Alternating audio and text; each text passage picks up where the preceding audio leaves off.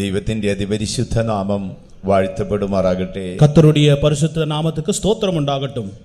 രാത്രിയിൽ കർത്താവിന്റെ പാദപീഠത്തിൽ എല്ലാവർക്കും വേഗം വരുന്നവനായ യേശുക്രിസ്തുവിന്റെ നിസ്തുല്യമായ നാമത്തിൽ ഞങ്ങളുടെ സ്നേഹവന്ദനത്തെ അറിയിച്ചുകൊള്ളുകയാണ്. இன்றிரவிலே தேவ சமூகத்தில் வந்திருக்கிற உங்கள் யாவரையும் திரும்ப சீக்கிரமாக வரப்போகிற கர்த்தராகிய இயேசு கிறிஸ்துவின் நாமத்தில் உங்களுக்கு வாழ்த்துதலை கொண்டு வந்திருக்கிறோம். കർത്താവിന്റെ പാദപീഠത്തിൽ കടന്നു വന്ന നിങ്ങളെ എല്ലാവരെയും കരുണാസമ്പന്നനായ ദൈവം അനുഗ്രഹിക്കട്ടെ. தேவனுடைய பாதத்தில் வந்திருக்கிற உங்கள் எல்லாரையும் கர்த்தர் கிருபையுள்ள ஆண்டவர் ஆசீர்வதிப்பாராக. നമ്മുടെ കർത്താവായ യേശുവിന്റെ മടങ്ങി വരവിന് മുൻപ് വീണ്ടും ഒരിക്കൽ കൂടെ കർത്താവിന്റെ പാദപീഠത്തിൽ കടന്നു വരുവാൻ സ്വർഗം ഇങ്ങനെ അവസരം പ്രദാനം ചെയ്തതോർത്ത് ദൈവത്തെ സ്തുതിക്കുക. நம்முடைய கர்த்தராகிய இயேசு கிறிஸ்து திரும்ப சீக்கிரமாக வரப்போகிறார். அவருடைய வருகைக்கு முன்பாக இப்படிப்பட்ட ஒரு தருணத்தை கர்த்தர் தந்தபடியாக கர்த்தரை ஸ்தோத்திரிக்கிறேன். സംഭവബഹുലമായ ഒരു കാലഘട്ടത്തിലാണ് ഇന്ന് ഞാനും നിങ്ങളും ജീവിക്കുന്നത്. അനേക സംഭവങ്ങൾ നടന്നു കൊണ്ടിരിക്കുന്നതാണ്. அப்படிப்பட்ட ஒரு உலகத்தில் தான் நீங்களும் நானும் வாழ்க்கை செய்கிறோம்.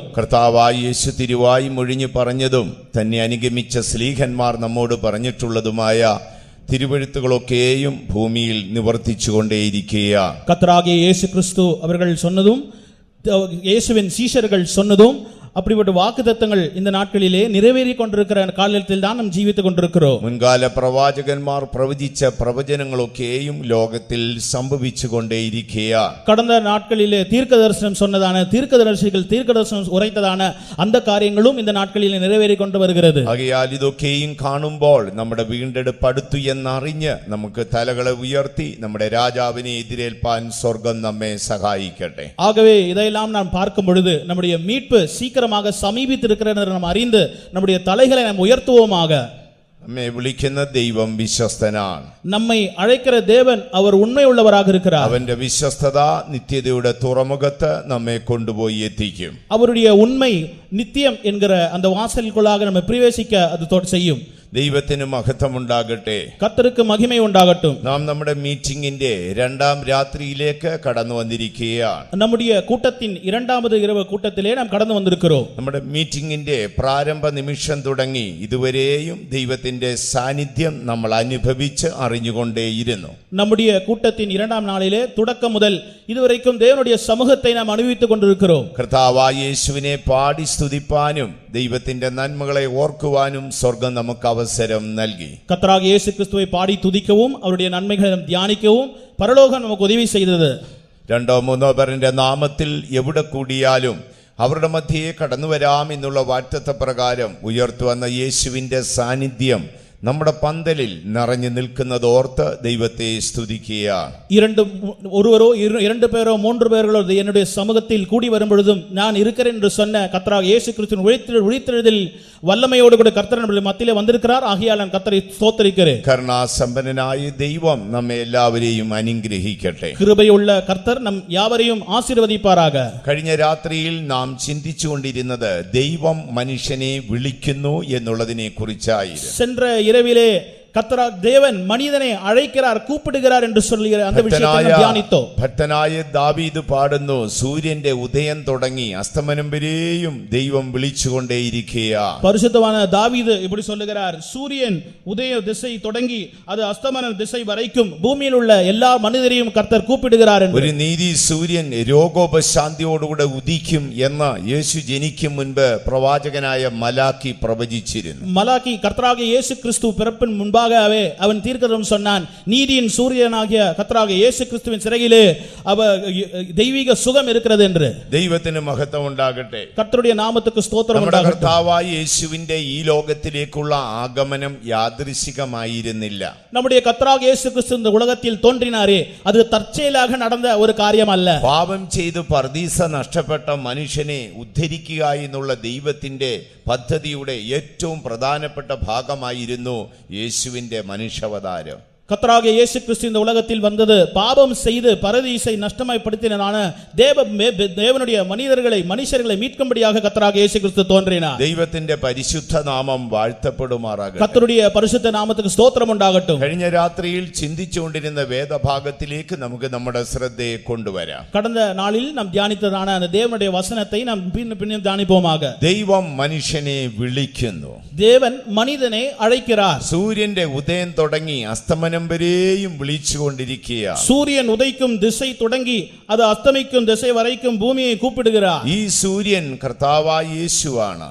இந்த சூரியன் கர்த்தராகிய இயேசு கிறிஸ்துவாக இருக்கிறார். അവന്റെ പ്രഭ മാനവരാശിയിലേക്ക് എത്തിയ കൃപയാണ്. அவருடைய வெளிச்சம் அவருடைய பிரகாசம் மனுஷனை வந்து சேர்ந்திருக்கிறது. അവന്റെ കൃപ നമ്മിൽ ഉദിച്ചു എന്നാണ് പൗലോസ് പറയുന്നത്. அவருடைய கிருபை நம்மிடத்திலே வெளிப்பட்டது என்று பவுல் பேசுகிறார். ആകയാൽ ഈ കൃപയുടെ വാതിൽ അടയും വരെയും ദൈവം മനുഷ്യനെ വിളിച്ചുകൊണ്ടിരിക്കുകയാണ്. ஆகவே இந்த கிருபையின் வாசல் அடைபெறும் வரைக்கும் கர்த்தராகிய இயேசு கிறிஸ்து மனிதனை கூப்பிட்டு கொண்டிருக்கிறார். കഴിഞ്ഞ രാത്രിയിൽ വിളിക്കുന്ന ദൈവത്തിന്റെ ഒരു രൂപരേഖ നമ്മുടെ മനസ്സിൽ നാം വരച്ചു. சென்ற இரவிலே கர்த்தர் எப்படி மனிதனை அழைக்கிறார் என்பதை குறித்து நாம் சிறிதாக தியானித்தோம். നമ്മെ വിളിച്ച ദൈവം ആരെ എന്നുള്ളത് കഴിഞ്ഞ രാത്രിയിൽ നാം ചിന്തിച്ചു. கர்த்தர் யாரை அழைக்கிறார், நம்முடைய தேவன் அழைக்கிறாரே, நம் தேவன் யார் என்பதை நாம் அறிந்து கொண்டோம். നമ്മെ വിളിക്കുന്ന ദൈവം ആര് എന്നുള്ളത് കഴിഞ്ഞ രാത്രിയിൽ നാം ചിന്തിച്ചു. நம்மை அழைக்கிறாரே அந்த தேவன் யார் என்பதை குறித்து சென்ற இரவிலே நாம் தியானித்தோம். നമ്മെ വിളിക്കുന്ന ദൈവം വിശ്വസ്തനാണ്. நம்மை அழைக்கிற தேவன் அவர் உண்மை உள்ளவர். അവന്റെ വിശ്വസ്തത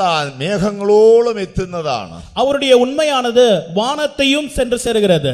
അവൻ നമ്മുടെ മുൻഗാമികളായ പലരെയും വിളിച്ചു എന്ന് കഴിഞ്ഞ രാത്രിയിൽ നാം ചിന്തിക്കുകയുണ്ടായി. முன்பு இருந்த பரிசுத்தவான்களையும் அநேகரும் அப்படி கூப்பிட்டார் என்று நாம் பார்த்தோம். ദൈവത്തിന് മഹത്വം ഉണ്ടാകട്ടെ. கர்த்தருக்கு மகிமை உண்டாகட்டும். പൗലോസ്ലീഹ പറയുന്നു, അവന്റെ വിളിയുടെ ഉദ്ദേശം എന്ത് എന്ന് നിങ്ങൾ അറിയണം. பரிசுத்த அப்போஸ்தலர் சொல்லுகிறார், எதற்காக உங்களை அழைத்தார் என்பதை நீங்கள் அறிந்திருக்க வேண்டும். കഴിഞ്ഞ രാത്രിയിൽ വായിച്ച തിരുവെഴുത്തിലേക്ക് നമുക്ക് നമ്മുടെ ശ്രദ്ധയെ കൊണ്ടുവരാം. சென்ற இரவிலே நாம் வாசித்ததான அந்த வசனத்திற்கு நேராக நம்முடைய சிந்தைகளை நாம் திருப்புவோம். 50-ാം സങ്കീർത്തനത്തിന്റെ പ്രാരംഭ വരികൾ വായിച്ചാൽ 50-ஆம் சங்கீதம் அதனுடைய முதலாவது வசனத்தை நாம் வாசிப்போம்.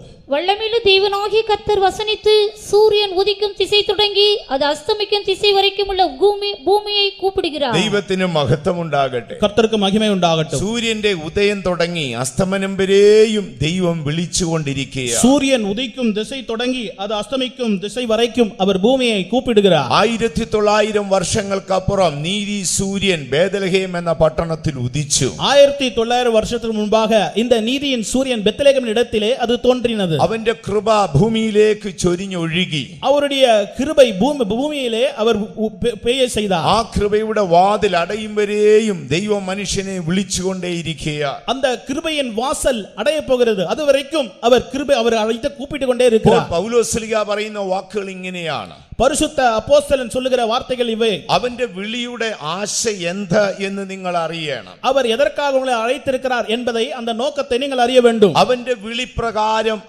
ആ വിളിക്ക് യോഗ്യമാവണ്ണം നിങ്ങൾ ജീവിക്കണം. அவர் அழைத்திருக்கிறாரே அந்த அழைத்துக்கு ஒத்தவண்ணமாக உங்கள் வாழ்க்கை இருக்க வேண்டும். കഴിഞ്ഞ രാത്രിയിൽ ഈ തിരുവെഴുത്തിന്റെ ആഴം നാം ചിന്തിച്ചുകൊണ്ടേയിരുന്നു. சென்ற இரவிலே இந்த வசனத்தினுடைய ஆழத்தை நாம் தியானித்துக் கொண்டிருந்தோம். മനസ്സാക്ഷികത്തിലും ന്യായപ്രമാണ യുഗത്തിലുള്ള അനേകരെ ദൈവം വിളിച്ചുകൊണ്ടേയിരുന്നു. മനസാட்சி காலத்திலும் அப்படிப்பட்ட பல காலத்திலும் பல மனிதர்களை கர்த்தர் அழைத்துக் கொண்டிருந்தார். ദൈവം തന്റെ സൃഷ്ടിയായ ആദാമിനെ വിളിച്ചു എന്നുള്ളത് നാം ചിന്തിച്ചു. தேவன் உண்டாக்கின மனிதனாகிய ஆதாமையும் கர்த்தர் கூப்பிட்டார் என்று நாம் பார்த்தோம். പിൽക്കാലത്ത് ദൈവം നോഹ എന്നൊരുവനെ വിളിച്ച് അവന് കൃപ കൊടുത്തു എന്ന് നാം ചിന്തിച്ചു. அதன் பிறகு நோவா என்ற ஒரு மனிதனை கர்த்தர் கூப்பிட்டு அவனுக்கு கிருபை பாராட்டினார் என்று படித்தோம். അതിനുശേഷം ദൈവം അബ്രഹാം എന്നൊരുവനെ വിളിച്ച് വിശ്വാസത്താൽ നീതീകരിച്ചു. அதன் பிறகு ஆபிரகாம் என்ற ஒரு மனிதனை கர்த்தர் அழைத்து விசுவாசத்தினாலே அவனை நீதிகரித்தார், நீதிமானாய் மாற்றினார். മോശെ എന്നൊരുവനെ വിളിച്ചിട്ട് ദൈവത്തിന്റെ പ്രമാണങ്ങൾ അവന്റെ പക്കൽ ഭൂമിയിൽ നൽകി. மோசே என்ற மனிதனை கர்த்தர் அழைத்து அவன் மூலமாக சட்டங்களை கர்த்தர் பூமியிலே மனிதருக்கு அருளி செய்தார். ദാവീദ് എന്നൊരുവനെ വിളിച്ച് ഇസ്രായേലിന് രാജാവാക്കി തീർത്തു. தாவீது என்ற ஒரு மனிதனை கர்த்தர் அழைத்து அவனை இஸ்ரவேல் தேசத்துக்கு ராஜாவாக மாற்றினார். അവനോട് ദൈവം നിശ്ചല കൃപ കൊടുത്ത് അവന്റെ സന്തതി ഇനിയും സിംഹാസനത്തിൽ ഇരിക്കുമെന്ന് വാഗ്ദത്തം നൽകി. அவனை கர்த்தர் அழைத்து மாறாத கிருபைகளை தந்து உன்னுடைய தலைமுறையானது தேவனுடைய சிம்மாசனத்தில் எப்பொழுதும் நீடிக்கும் என்று அருள் செய்தார். ദൈവത്തിന് മഹത്വം ഉണ്ടാകട്ടെ. கர்த்தருக்கு மகிமை உண்டாகட்டும். അനേകരെ ദൈവം വിളിക്കുകയുണ്ടായി. இதை போன்ற அநேகரையும் கர்த்தர் அழைத்தார். നമ്മുടെ കർത്താവായ യേശു ലോകത്തിലായിരിക്കുമ്പോൾ நம்முடைய கர்த்தராகிய இயேசு கிறிஸ்து உலகத்தில் இருந்த பொழுது അവൻ 12 വരെ വിളിച്ചു എന്നാണ് ബൈബിൾ പറയുന്നത്. அவன் 12 பேரை அழைத்தார் என்று பார்க்கிறோம். പിൽക്കാലത്ത് പൗലോസ്ലീഹ എന്നൊരുവനെ വിളിച്ചു.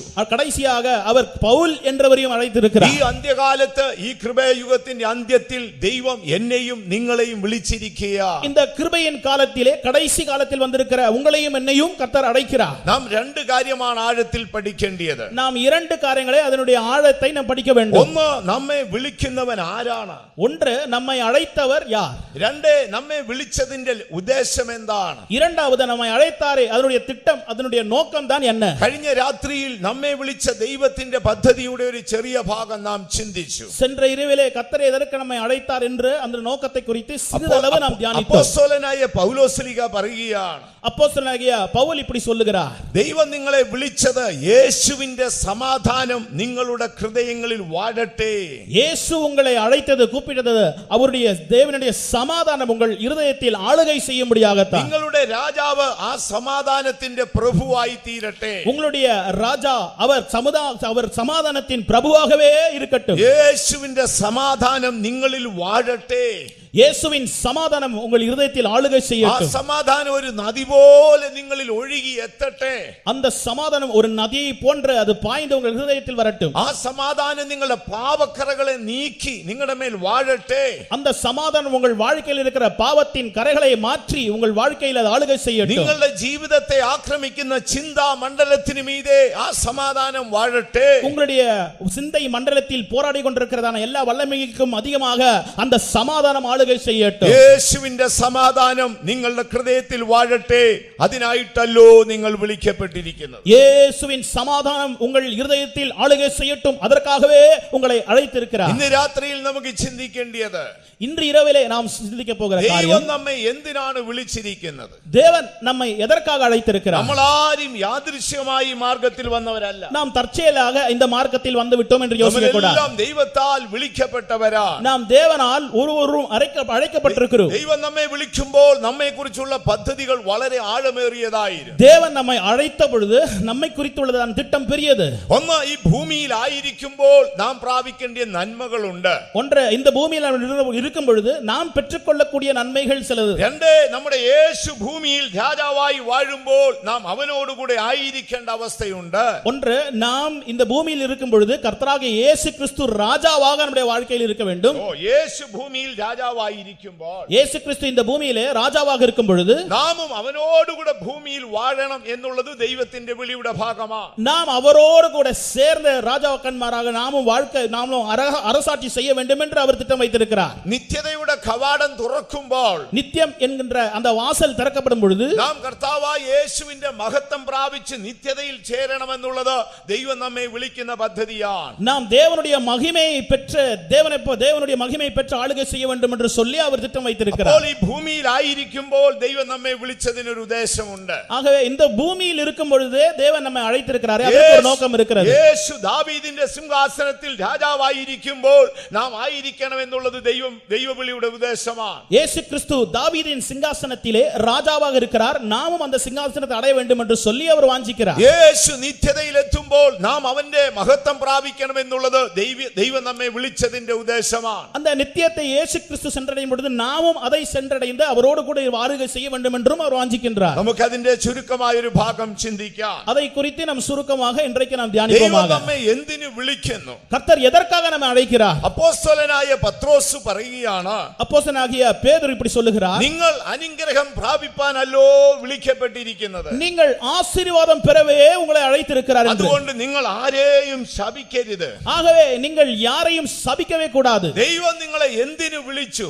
கர்த்தர் உங்களை எதற்காக அழைத்திருக்கிறார்? നിങ്ങൾ വിളിക്കപ്പെട്ടത് യേശുവിന്റെ സമാധാനം നിങ്ങളിൽ വാഴാനാണ്. உங்களை கர்த்தர் அழைத்திருக்கிறது தேவனுடைய சமாதானம் உங்களில் ஆளுகை செய்யும்படியாக. യേശു നിങ്ങളെ വിളിച്ചത് നിങ്ങൾ ഭൂമിയിൽ അനുഗ്രഹിക്കപ്പെടാനാണ്. இயேசு கிறிஸ்து உங்களை அழைத்திருக்கிறது இந்த உலகத்தில் பூமியிலே நீங்கள் ஆசீர்வதிக்கப்பட வேண்டும் என்பதற்காக. 1 പത്രോസ് 3-ാം അധ്യായം 9-ാം വാക്യത്തിൽ വരുമ്പോൾ 1 பேதுரு 3-ാം அதிகாரம் 9-ാം வசனத்தை வாசிக்கும் பொழுது അവിടെ വിശുദ്ധ പത്രോസ് പറയുന്നു, அந்த இடத்திலே பரிசுத்தனாகிய பேதுரு சொல்லுகிறார், നിങ്ങൾ അനുഗ്രഹത്തിനായിട്ടല്ലോ വിളിക്കപ്പെട്ടിരിക്കുന്നത്. நீங்கள் ஆசீர்வாதம் சுதந்தரிக்கப்படுவதே நீங்கள் அழைத்திருக்கிறார். അതുകൊണ്ട് നിങ്ങൾ ആരെയും ശപിക്കരുത്. அதற்காக நீங்கள் யாரையும் சபிக்கவே கூடாது. ഞാനും നിങ്ങളും എന്തിനാണ് വിളിക്കപ്പെട്ടിരിക്കുന്നത്? நீங்களும் நானும் எதற்காக அழைக்கப்பட்டிருக்கிறோம்? നമ്മൾ ഭൂമിയിൽ യേശുവിനാൽ അനുഗ്രഹിക്കപ്പെടാൻ വിളിക്കപ്പെട്ടവരാ. பூமியிலே இயேசு முகாந்திரமாக இயேசுவின் மூலமாக நாம் ஆசீர்வதிக்கப்பட வேண்டும் ഈ என்பதற்காக. ഭൂമി ശപിക്കപ്പെട്ടതാണ്. இந்த பூமி ஒரு சபிக்கப்பட்ட பூமியாகும். ദൈവം ഭൂമിയെ ശപിച്ചു. இந்த பூமியை கர்த்தர் சபித்தார். മുള്ളും പറക്കാരെയും കിളിർത്തു. முள்ளுகள் கிளம்பி வரட்டும் என்று சொன்னார். മുള്ളും പറക്കാരെയും കിളിർത്തു. முள்ளுகளும் முட்செடிகளும் வரட்டும் என்று சொன்னார். ദൈവത്തിന് മഹത്വം ഉണ്ടാകട്ടെ. கர்த்தருக்கு ஸ்தோத்திரம் உண்டாகட்டும். ദൈവം ഭൂമിയെ ശപിച്ചു. தேவன் இந்த பூமியை சபிக்கிறார். അങ്ങനെ ഭൂമി ശാപയോഗ്യമായി പോയി. அப்படி இந்த பூமி சாபமுள்ளதாக மாறிவிட்டது. എന്നാൽ നമ്മുടെ കർത്താവായ യേശു ലോകത്തിലേക്ക് വന്നു. ஆனால் நம்முடைய கர்த்தராகிய இயேசு கிறிஸ்து இந்த உலகத்துக்கு வந்தார். യേശു ഈ ലോകത്തിലെ തന്റെ ദൗത്യങ്ങളെല്ലാം തികച്ചു. இயேசு கிறிஸ்து தாம் இந்த உலகத்திலே செய்ய வேண்டிய எல்லா காரியங்களும் செய்து முடித்தார். അവനെ ഏൽപ്പിച്ച എല്ലാ കാര്യങ്ങളും തികച്ചു. அவரை செய்யக்கூடிய அவருக்கு மேல் வைத்திருந்த எல்லா கடமைகளையும் அவர் செய்து முடித்தார். യേശു പിതാവിന്റെ അടുക്കലേക്ക് പോകുകയാണ്. இயேசு பிதா இருக்கிற அதே இடத்திலே சென்று சேர்ந்தார். തന്റെ അവസാന നിമിഷമായപ്പോൾ அவருடைய கடைசி நிமிடத்திலே അവൻ തന്റെ കരങ്ങൾ ഉയർത്തി ശിഷ്യന്മാരെ അനുഗ്രഹിച്ചു. இயேசு அவருடைய கரங்களை நீட்டினவராக அவருடைய சீஷர்களை ஆசீர்வதிக்கிறார். ലൂക്കോസിന്റെ സുവിശേഷം 21-ാം അധ്യായം 50-ാം വാക്യത്തിൽ വരുമ്പോൾ லூக்கா 21-ാം அதிகாரம் 24-ാം அதிகாரம் 50-ാം വചനത്തെ വാസിക്കും பொழுது യേശു കരങ്ങൾ ഉയർത്തി അവരെ അനുഗ്രഹിച്ചു. அந்த இடத்திலே இயேசு கரங்களை நீட்டினவராக சீஷர்களை ஆசீர்வதிக்கிறார். വായിച്ചാൽ பின்பு அவர் பெத்தானியா வரைக்கும் அவர்களை அழைத்து கொண்டு போய் தம்முடைய கைகளை உயர்த்தி அவர்களை ஆசீர்வதித்தார். കൈകൾ ഉയർത്തി അവരെ അനുഗ്രഹിച്ചു. கைகளை நீட்டி ஆசீர்வதித்தார். ആ രണ്ട് കൈകളിലും ആണിപ്പാടുകൾ ഉണ്ടായി. அவருடைய இரண்டு கைகளும் ஆணிகள் பாய்க்கப்பட்டதான அந்த പാടുകളാണ് നമ്മെ അനുഗ്രഹത്തിലേക്ക് നടത്തിയത്. அந்த ஆணிகள் பாயப்பட்ட அந்த தழும்புகள் அவர் கையில் இருக்கிறது. ഒന്നാമത്തെ ആദാം നിമിത്തം ഭൂമി ശപിക്കപ്പെട്ടു പോയി. ஒன்றாவது ஆதாம் நிமித்தமாக பூமி சபிக்கப்பட்டு போனது. എന്നാൽ രണ്ടാമത്തെ ആദാമായി യേശു ഇപ്പോൾ നമ്മെ അനുഗ്രഹിക്കുക. அதன் பிறகு இரண்டாவது ஆதாமாகிய கர்த்தராகிய இயேசு கிறிஸ்து நம்மை ஆசீர்வதிக்கிறார். ശിഷ്യന്മാർ ചുറ്റും നിൽക്കുകയാണ്. சீஷர்கள் சுற்றி இருக்கிறார்கள். യേശു രക്ഷയുടെ സുവിശേഷം അറിയിക്കുവാൻ അവരോട് ആവശ്യപ്പെടുകയാണ്. இயேசு கிறிஸ்து ரட்சிப்பின் சுவிசேஷத்தை நீங்கள் சென்று அறிவீங்கள் என்று നിങ്ങൾ சொல்கிறார். സകല സൃഷ്ടികളോടും പ്രസംഗിക്കണം. நீங்கள் സകല സൃഷ്ടികളോடு நீங்கள் பிரசங்கிக்க வேண்டும். വിശ്വസിക്കുന്നവരെ പിതാവിന്റെയും പുത്രന്റെയും പരിശുദ്ധാത്മാവിന്റെയും നാമത്തിൽ സ്നാനം കഴിപ്പിച്ച് എന്റെ ശിഷ്യന്മാരാക്കുക. விசுவாசிக்கிறவர்களை பிதாவும் குமாரனும் பரிசுத்தாவியின் நாமத்திலே ஞானஸ்நானம் கொடுக்க வேண்டும் என்று சொல்லுகிறார். അത് പറഞ്ഞൊരു വലിയ ദൗത്യം അവരെ ഏൽപ്പിച്ചു. அப்படி சொல்லி பெரிய ஒரு கடமையை அவர்கள் மேல் வைக்கின்றார். അതിനുശേഷം അവരെ അനുഗ്രഹിച്ചു. அதன் பிறகு அவர்களை ஆசீர்வதிக்கிறார். ദൈവമക്കളെ, ദൈവം നമ്മെ വിളിച്ചത് യേശുവിനാൽ അനുഗ്രഹിക്കപ്പെടാനാണ്. தேவனுடைய பிள்ளைகளே, இயேசுவின் மூலமாக நாம் ஆசீர்வாதத்தை பெற்றுக்கொள்ளும்படியாக கர்த்தர் நம்மை அழைத்திருக்கிறார். ഈ അനുഗ്രഹം എന്നുള്ളത് എല്ലാവരും ആഗ്രഹിക്കുന്നതാണ്. இந்த ஆசீர்வாதம் என்று சொல்லக்கூடியது எல்லாரும் வாஞ்சிக்குவது. ലോകത്തിൽ നൂറുകണക്കിന് മതങ്ങളുണ്ട്. இன்றைக்கு உலகத்திலே 100 மதங்கள் இருக்கின்றன. എല്ലാ വലിയ വലിയ മതഗ്രന്ഥങ്ങളുണ്ട്. எத்தனையோ மதத்தை சொல்லக்கூடிய பெரிய புத்தகங்கள் எல்லாம் தோன்றி இருக்கின்றன. മതഗുരുക്കന്മാരുണ്ട്. மதத்தை போதிக்கிற பல குருக்கள் இருக்கிறார்கள். മനുഷ്യനോട് അനുഗ്രഹത്തിന്റെ കാര്യമാണ് പറയുന്നത്. எல்லாரும் மனிதரை பார்த்து ஆசீர்வாதத்தை குறித்தே பேசி வருகிறார்கள். എല്ലാ മതങ്ങളും രണ്ട് കാര്യമാണ് പറയുന്നത്. எல்லா மதங்களும் இரண்டு காரியங்களை சொல்லி வருகிறது. ഒന്ന്, ഭൂമിയിൽ നമ്മൾ അനുഗ്രഹിക്കപ്പെടണം. ஒன்று, இந்த பூமியிலே நாம் ஆசீர்வதிக்கப்பட வேண்டும் என்று. രണ്ട്, ഈ ലോക ജീവിതത്തിനപ്പുറം നമുക്കൊരു സ്വർഗ്ഗം കിട്ടണം. இரண்டாவது, இந்த உலகத்துக்கு பிறகு ஒரு வாழ்க்கை இருக்கிறது, அதிலே சொர்க்கம் கிடைக்க வேண்டும், பரலோகம் கிடைக்க வேண்டும். മനുഷ്യരും ആഗ്രഹിക്കുന്നതാണ്. இதையெல்லாம் மனிதர்கள் எல்லாரும் வாஞ்சிக்கிறார்கள். ഈ ഭൂമിയിൽ അവർ അനുഗ്രഹിക്കപ്പെടണം. இந்த பூமியிலே அவர்கள் ஆசீர்வதிக்கப்பட வேண்டும். മരണാനന്തരം അവർക്ക് സ്വർഗ്ഗം ലഭിക്കണം. மரணத்துக்கு பிறகு அவர்களுக்கு பரலோகம் கிடைக்க வேண்டும். അതുകൊണ്ട് എല്ലാ മനുഷ്യരും അനുഗ്രഹത്തിനായി വാഞ്ചിക്കുക. ஆகவே எல்லா மனிதர்களும் ஆசீர்வாதத்திற்காக அவர் வாஞ்சிக்கிறார்கள். ഈ അനുഗ്രഹത്തിനായി മനുഷ്യൻ എന്തെല്ലാം കഠിനാധ്വാനങ്ങൾ ചെയ്യുന്നു. இந்த ஆசீர்வாதத்துக்காக மனிதன் மிகவும் கடினமாக உழைக்கிறான். ഈ അനുഗ്രഹത്തിനായി മനുഷ്യൻ പുണ്യ സ്ഥലങ്ങളിൽ പോകും. இந்த ஆசீர்வாதத்திற்காக புண்ணிய இடங்களை தேடி நாடி ஓடுகிறான். അനുഗ്രഹത്തിന് വേണ്ടി അവൻ വളരെ കഷ്ടതകൾ അനുഭവിക്കുന്നു. ஆசீர்வாதம் பெற்றுக்கொள்ளும்படியாக பலவிதமான துன்பத்தை அவன் பெற்றுக்கொள்கிறான். എന്താണ് ബൈബിൾ പറയുന്ന അനുഗ്രഹം? ஆனால் വേദപുസ്തകം சொல்லுகிற ஆசீர்வாதமோ, ഇന്ന് രാത്രിയിൽ നമുക്ക് ദൈവത്തോട് ആവശ്യപ്പെടേണ്ട ഒരു വിഷയമുണ്ട്. இன்று இரவிலே தேவனிடத்தில் நாம் கேட்டு பெற்றுக்கொள்ளக்கூடிய ஒரு காரியம் കർത്താവേ, இருக்கிறது. നീ എന്നെ വിളിച്ചത് അനുഗ്രഹം പ്രാപിപ്പാനാ. கர்த்தாவே, நீர் என்னை அழைத்தது என்னை ஆசீர்வதிக்க ஆசீர்வதிக்கும்படியாகத்தான். അതുകൊണ്ട് ഭൂമിയിലെ ഒരു ശാപത്തിനും എന്റെ മേൽ അധികാരമില്ല. ஆகவே இந்த பூமியிலே என்னுடைய வாழ்க்கையிலே சாபத்திற்கே இடமில்லை. ഞാൻ ഭൂമിയിൽ അനുഗ്രഹിക്കപ്പെടാൻ വിളിക്കപ്പെട്ടവനാണ്. இந்த பூமியிலே நான் ஆசீர்வதிக்கப்படும்படியாக அழைக்கப்பட்டிருக்கிறேன். ആകയാൽ ഒരു ശാപശക്തിക്കും എന്റെ മേൽ അധികാരമില്ല. ஆகவே ஒரு சாபத்தின் வல்லமைக்கும் என் மேல் அதிகாரம் இல்லை. ആ വചനം എത്ര പേർ വിശ്വസിക്കുന്നു? அந்த வசனத்தை எத்தனை பேர் എന്നെ விசுவாசிக்கிறீர்கள்? വിളിച്ച ദൈവം വിശ്വസ്തനാണ്. என்னை அழைத்த தேவன் உண்மை உள்ளவர். അവൻ എന്നെ വിളിച്ചത് അനുഗ്രഹത്തിനാണ്. அவர் என்னை அழைத்தது ഈ ஆசீர்வாதத்திற்கு. ശപിക്കപ്പെട്ട ഭൂമിയിൽ ഞാൻ അനുഗ്രഹിക്കപ്പെടും. இந்த சபிக்கப்பட்ட பூமியிலே நான் ஆசீர்வதிக்கப்படுவேன். എന്നെ വിളിച്ചത് അനുഗ്രഹത്തിനാണ്. கர்த்தர் என்னை அழைத்தது நான் ஆசீர்வாதமாக இருக்க ഒരു முடியாது. ശാപശക്തിക്കും എന്നെ പിന്തുടരാൻ സാധ്യമല്ല. ஒரு சாபத்தின் வல்லமையும் என்னை பின்தொடர்ந்து வர முடியாது. എത്ര ദൈവമക്കൾ അത് വിശ്വസിക്കുന്നു? எத்தனை தேவஜனங்களை அதை விசுவாசிக்கிறீர்கள்? എന്റെ ദൈവം എന്നെ അനുഗ്രഹത്തിനാണ് വിളിച്ചത്. என்னுடைய தேவன் என்னை ஆசீர்வதிக்கும்படியாகவே என்னை அழைத்திருக்கிறார். വിശ്വസിക്കുന്നവർ വലത് കരം ഉയർത്തിപ്പിടിച്ചാൽ விசுவாசிக்கிறவங்களோட வலது கரத்தை உயர்த்தி காட்டுங்கள். ഈ രാത്രി നമുക്ക് വിശ്വാസത്തോടെ ഏറ്റുപറയാം, இன்று இரவிலே விசுவாசத்தோடு நாம் அறிக்கை செய்வோமா? ദൈവം എന്നെ വിളിച്ചിരിക്കുന്നു. தேவன் என்னை அழைத்திருக்கிறார். എന്നെ വിളിച്ചവൻ വിശ്വസ്തനാണ്. என்னை அழைத்தவர் உண்மை உள்ளவர். അവൻ എന്നെ വിളിച്ചത് അനുഗ്രഹത്തിനാണ്. அவர் என்னை ஆசீர்வதிக்கும்படியாக അതുകൊണ്ട് ഒരു அழைத்திருக்கிறார். ശാപശക്തിക്കും എന്റെ മേൽ അധികാരമില്ല. ஆகவே சாபத்தின் வல்லமைக்கு என் மேல் அதிகாரமே இல்லை. വിശ്വസിക്കുന്നവർ കരങ്ങൾ ഉയർത്തി ഒരു ഹല്ലേലൂയ പറഞ്ഞാട്ടെ. அல்லேலூயா சொல்லுங்கள்.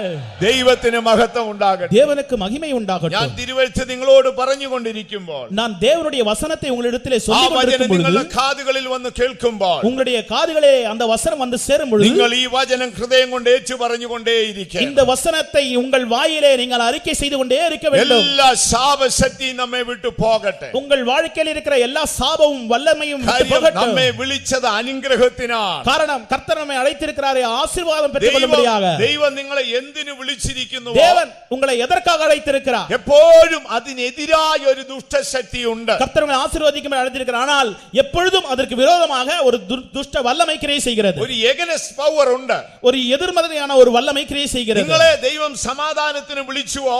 கர்த்தர் உங்களை சமாதானத்திற்காக அழைத்திருக்கிறார். അതിനെതിരായ ഒരു ബാബേൽ നിൽപ്പുണ്ട്. அப்படி என்றால் அதற்கு விரோதமாக ஒரு பாபேலே காத்திருக்கிறது. ദൈവം നിങ്ങളെ അനുഗ്രഹത്തിനായി വിളിച്ചുവോ? கர்த்தர் உங்களை ஆசீர்வாதத்திற்காக அழைத்தாரா? അതിനെതിരായ ഒരു ശാപത്തിന്റെ എരിഹോവ് നിൽപ്പുണ്ട്. அதற்கு விரோதமாக சாபமுள்ள எரிகோவே காத்திருக்கிறது. അതെ, ബാബേൽ തകരട്ടെ. அந்த எரிகோ தகரட்டும், பாபேல் தகரட்டும். കലഹത്തിന്റെ ബാബേൽ തകരട്ടെ. அந்த കലകം ഉണ്ടാക്കുന്ന பாபேல் உடைந்து போகட்டும். ആ ശാപത്തിന്റെ എരിഹോവ് യേശുവിന്റെ നാമത്തിൽ തകരട്ടെ. அந்த சாபத்தின் எரியோ இயேசுவின் நாமத்தில் உடைந்தெறியப்படட்டும். നമ്മെ വിളിച്ചത് അനുഗ്രഹത്തിനാണ്. கர்த்தர் நம்மை ஆசீர்வாதம் பெறும்படியாக அழைத்திருக்கிறார். ദൈവം നമ്മളോട് എന്തു പറഞ്ഞു? கர்த்தர் நம்மளோட என்ன சொன்னார்? നീ പുറത്തു പോകുമ്പോൾ നീ അനുഗ്രഹിക്കപ്പെടും. நீ வெளியே போகும் பொழுது ஆசீர்வதிக்கப்படுவாய். നീ അകത്തേക്ക് വരുമ്പോൾ നീ അനുഗ്രഹിക്കപ്പെടും. நீ உள்ளே வரும் பொழுது நீ ஆசீர்வதிக்கப்படுவாய். Yes, നമുക്ക് ആ വചനം വിശ്വസിക്കാം. ஆம், அந்த வசனத்தை நான் ഞാൻ விசுவாசிப்போமாக. പുറത്തു പോകുമ്പോൾ ഞാൻ അനുഗ്രഹിക്കപ്പെടും. நான் வெளியே போகும் பொழுது நான் ഞാൻ ஆசீர்வதிக்கப்படுவேன். അകത്തേക്ക് വരുമ്പോൾ ഞാൻ അനുഗ്രഹിക്കപ്പെടും. நான் உள்ளே வரும் பொழுது நான் ஆசீர்வதிக்கப்படுவேன். എന്നെ വിളിച്ച ദൈവം വിശ്വസ്തനാണ്. என்னை அழைத்த தேவன் அவர் உண்மை உள்ளவர். ഒരു ശാപശക്തി നമ്മെ പിൻഗമിക്കരുത്. ஒரு சாபத்தின் வல்லமை நம்ம பின்தொடர்ந்து வரக்கூடாது. അപ്പോസ്തലനായ പൗലോസ് കൊരിന്ത്യർക്ക് ലേഖനം എഴുതുമ്പോൾ அப்போஸ்தலனாகிய பவுல் அவர் கொரிந்தியருக்கு அது நிருபம் எழுதும் பொழுது അദ്ദേഹം ഇങ്ങനെ ഒരു വാക്ക് പറയുന്നു. அந்த நிருபத்தில் இப்படிப்பட்ட வார்த்தையை சொல்லுகிறார். ദൈവ പരിജ്ഞാനത്തിന് വിരോധമായി നിൽക്കുന്ന ശക്തികൾ, தேவனுடைய அறிவுக்கு விரோதமாக எழும்புகிற வல்லமைகள். അപ്പോൾ ദൈവത്തിന്റെ പരിജ്ഞാനമാണ് നിങ്ങളുടെ സമാധാനം. அப்படி என்றால் தேவனுடைய ஞானம் தான் சமாதானம். ആ ജ്ഞാനത്തിന് വിരോധമായ ഒരു ശക്തി നിൽപ്പുണ്ട്. அந்த புத்திக்கு விரோதமாக ஒரு வல்லமை நிற்கிறது. ഇനിയും ദൈവത്തിന്റെ അനുഗ്രഹത്തിന് വിരോധമായി മറ്റൊരു ശക്തി നിൽപ്പുണ്ട്. அப்படி என்றால் ஆசீர்வாதத்துக்கு விரோதமாக ஒரு வல்லமை நிற்கிறது. പക്ഷേ നമ്മെ വിളിക്കുന്നവൻ വിശ്വസ്തനാണ്. ஆனால் நம்மை அழைக்கிறவரோ உண்மை உள்ளவர். നമ്മൾ ചെയ്യേണ്ടത് എന്തെന്നറിയാമോ? நாம் என்ன செய்ய வேண்டும் നമ്മൾ தெரியுமா? ഭൂമിയിൽ ആരെയും ശപിക്കരുത്. பூமியிலே யாரையுமே நாம் சபிக்க கூடாது. പലർക്കും ഇത് അറിഞ്ഞുകൂടാ. இது பலருக்கும் தெரியாது. ചില മാതാപിതാക്കന്മാർ കുഞ്ഞുങ്ങളെ ശപിച്ചു കളയും. சிலர் பெற்றோர்கள் அவர்கள் பிள்ளைகளை சபித்து விடுகிறார்கள். നമ്മൾ ഒരിക്കലും ചെയ്തുകൂടാ. நாம் ஒருபோதும் அதை செய்யக்கூடாது. നമ്മൾ അനുഗ്രഹത്തിന് വിളിക്കപ്പെട്ടവരാ. காரணம் என்னவென்று சொன்னால் நாம் ஆசீர்வாதம் பெறும்படியாக அழைக்கப்பட்டிருக்கிறோம். അങ്ങനെയല്ലേ പത്രോസ് പറയുന്നത്? அப்படியல்லே பேதுரு சொல்லுகிறார், അനുഗ്രഹത്തിനായി നിങ്ങൾ വിളിക്കപ്പെട്ടവരാ. ஆசீர்வாதத்திற்காகவே நீங்கள் அழைக்கப்பட்டிருக்கிறீர்கள். ആരെയും ശപിക്കരുത്. நீங்கள் யாரையும் சபிக்க கூடாது. ഇല്ല, നിങ്ങൾ ശപിച്ചാൽ நீங்கள் சபிப்பீர்கள் வசிப்பீர்கள் என்றால் നിങ്ങളുടെ അനുഗ്രഹം നിങ്ങൾക്ക് നഷ്ടമായി പോകും. நீங்கள் பெற்ற ஆசீர்வாதங்கள் எல்லாம் உங்களை விட்டு ആ நஷ்டமாய் ബോധ്യം போய்விடும். എപ്പോഴും നമുക്കുണ്ടായിരിക്കണം. அந்த சிந்தை எப்பொழுதும் நமக்கு இருக்க வேண்டும். നമുക്ക് അടുത്ത ഭാഗത്തേക്ക് കടന്നു പോകാം. அடுத்த பாகத்திற்கு நாம் செல்வோமாக. എന്തായിരിക്കും നമുക്ക് ലഭിക്കുന്ന അനുഗ്രഹം? நாம் பெற்றுக்கொள்ளக்கூடிய ஆசீர்வாதம் தான் என்ன?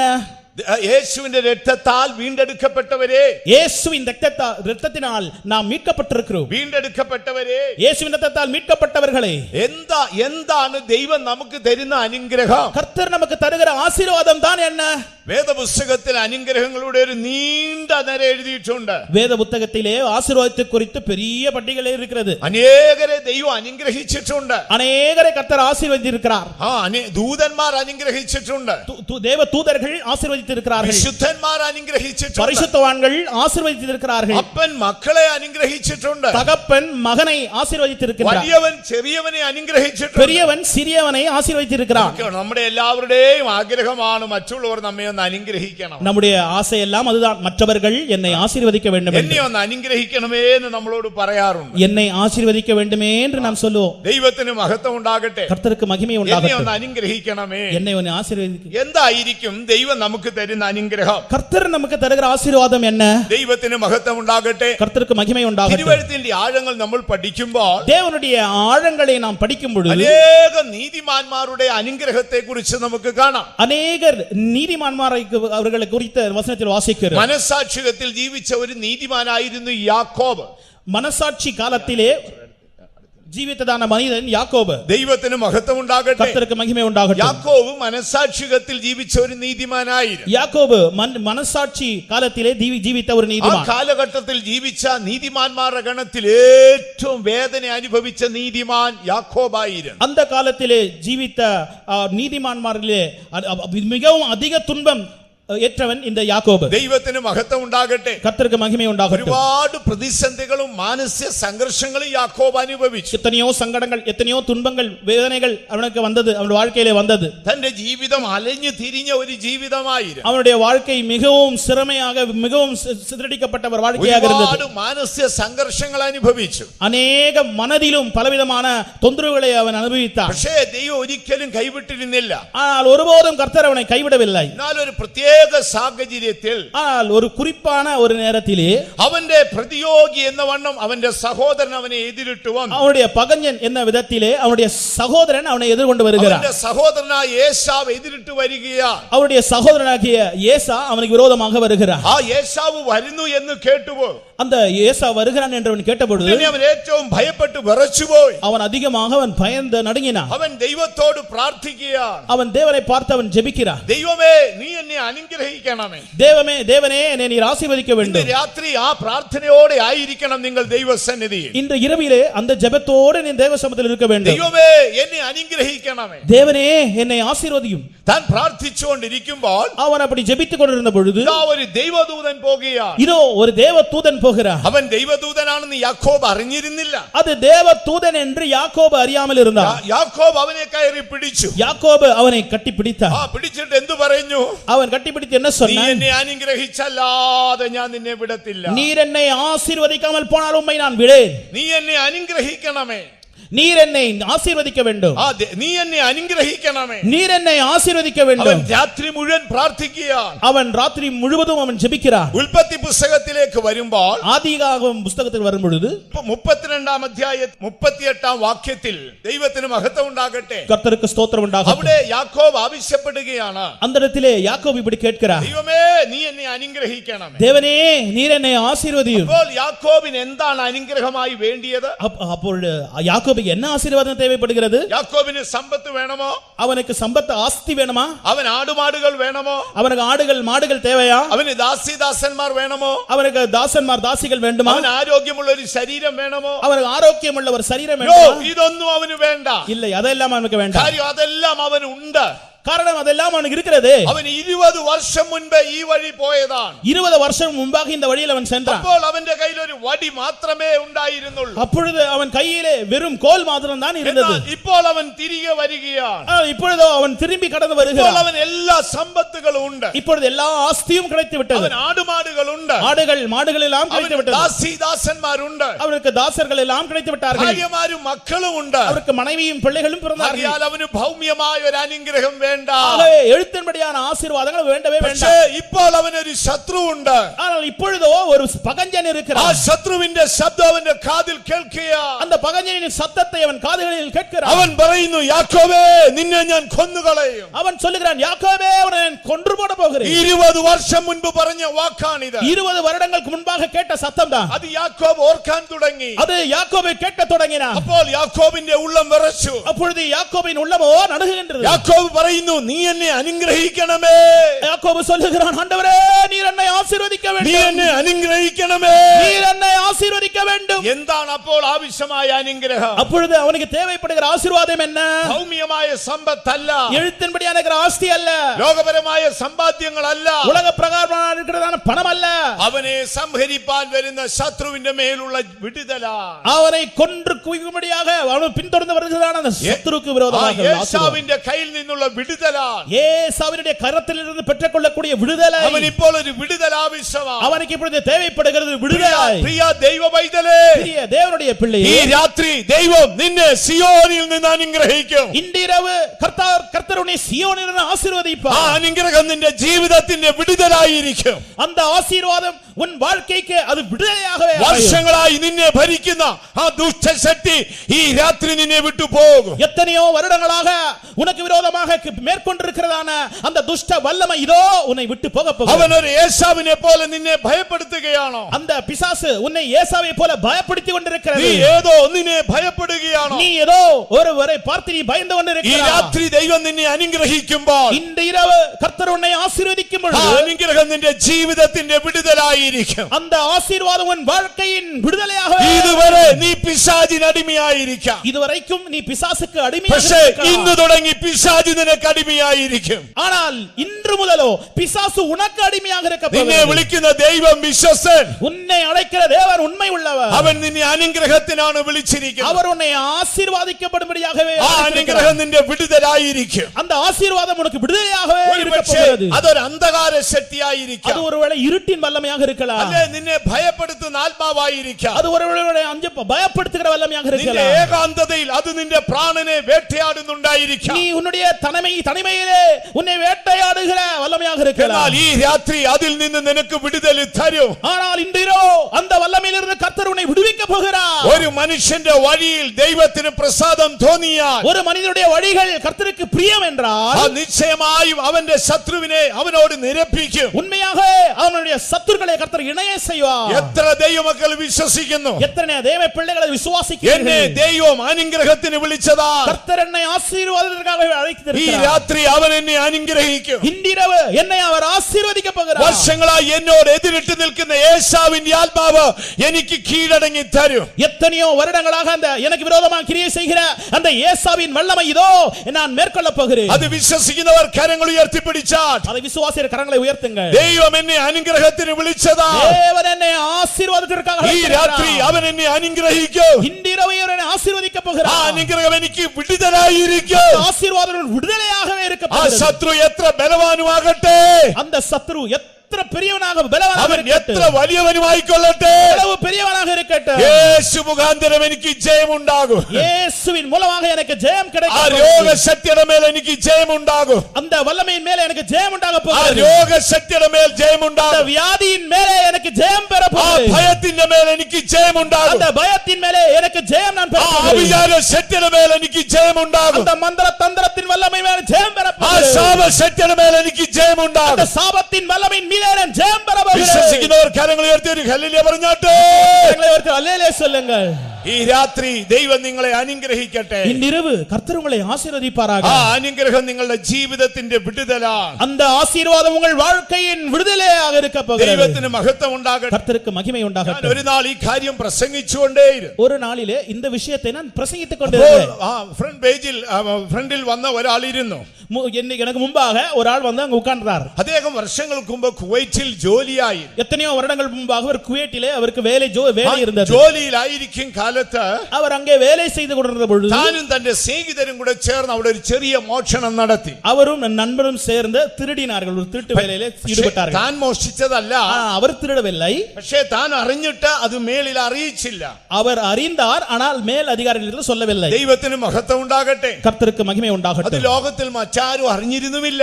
அது மற்ற யாரும் உலகத்தில் யாருக்குமே தெரியாது. എന്നാൽ പിൽക്കാലത്ത് ആ ശക്തി തന്നെ ലീഡ് ചെയ്യാൻ തുടങ്ങി. ஆனால் அதன் பிறகோ அந்த வல்லமை இவரை மேற்கொண்டது. താൻ ഒരു നല്ല നീതിമാനായ இவர் ஒரு മനുഷ്യനാണ്, நீதிமானாக ஒரு மனிதன். പക്ഷേ തനിക്ക് അഭിഷേകത്താൽ നിറയപ്പെടാൻ ഒക്കത്തില്ല. ஆனால் அபிஷேகத்தினால் இவரால் நிறையவே முடியவில்லை. അഭിഷേകത്താൽ നിറയപ്പെടാൻ ഒക്കത്തില്ല. அபிஷேகத்தில் இவர் நிறைய முடியவில்லை. താൻ വലിയ ആഗ്രഹത്തോടെ വരും, இவர் பெரிய வாஞ்சையோடு வருவார், കണ്ണുനീരോടെ കരഞ്ഞുകൊണ്ടിരിക്കും. அவர் കണ്ണീർ சிந்தி அவர் ஜெபிப்பார். താൻ വളരെ വയോധനായി, அவர் வயது சென்றவராக மாறினார். എന്നിട്ടും തനിക്കൊരു വിടുതലില്ല. என்றாலுமோ அவருக்கு விடுதலை என்பதே இல்லை. അപ്പോൾ ഒരു രാത്രിയിൽ ഞാൻ ഇത് പറഞ്ഞുകൊണ്ടേയിരുന്നു, ஒரு இரவிலே நான் இதை பிரசங்கித்துக் கொண்டிருந்தேன். സിയോൻ നിന്നെ അനുഗ്രഹിക്കും, கர்த்தர் சீயோனிலிருந்து உன்னை ആ ஆசீர்வதிப்பார், അനുഗ്രഹം നിനക്ക് വിടുതലായിരിക്കും. அந்த ஆசீர்வாதம் உனக்கு விடுதலையாக இருக்கும். ഞാൻ ഈ കാര്യം പ്രസംഗിച്ചുകൊണ്ടിരിക്കുമ്പോൾ இந்த விஷயம் நான் பேசிக் கொண்டிருந்த பொழுது പെട്ടെന്ന് ആ മനുഷ്യൻ പൊട്ടിത്തെറിക്കാൻ തുടങ്ങി. உடனே அவர் அதிகமாக சத்தம் போட ஆரம்பித்தார். പെട്ടെന്ന് താൻ ആത്മാവിൽ നിറയാൻ തുടങ്ങി. அவர் ஆவியில் நிறைய ஆரம்பித்து விட்டார். ഏതോ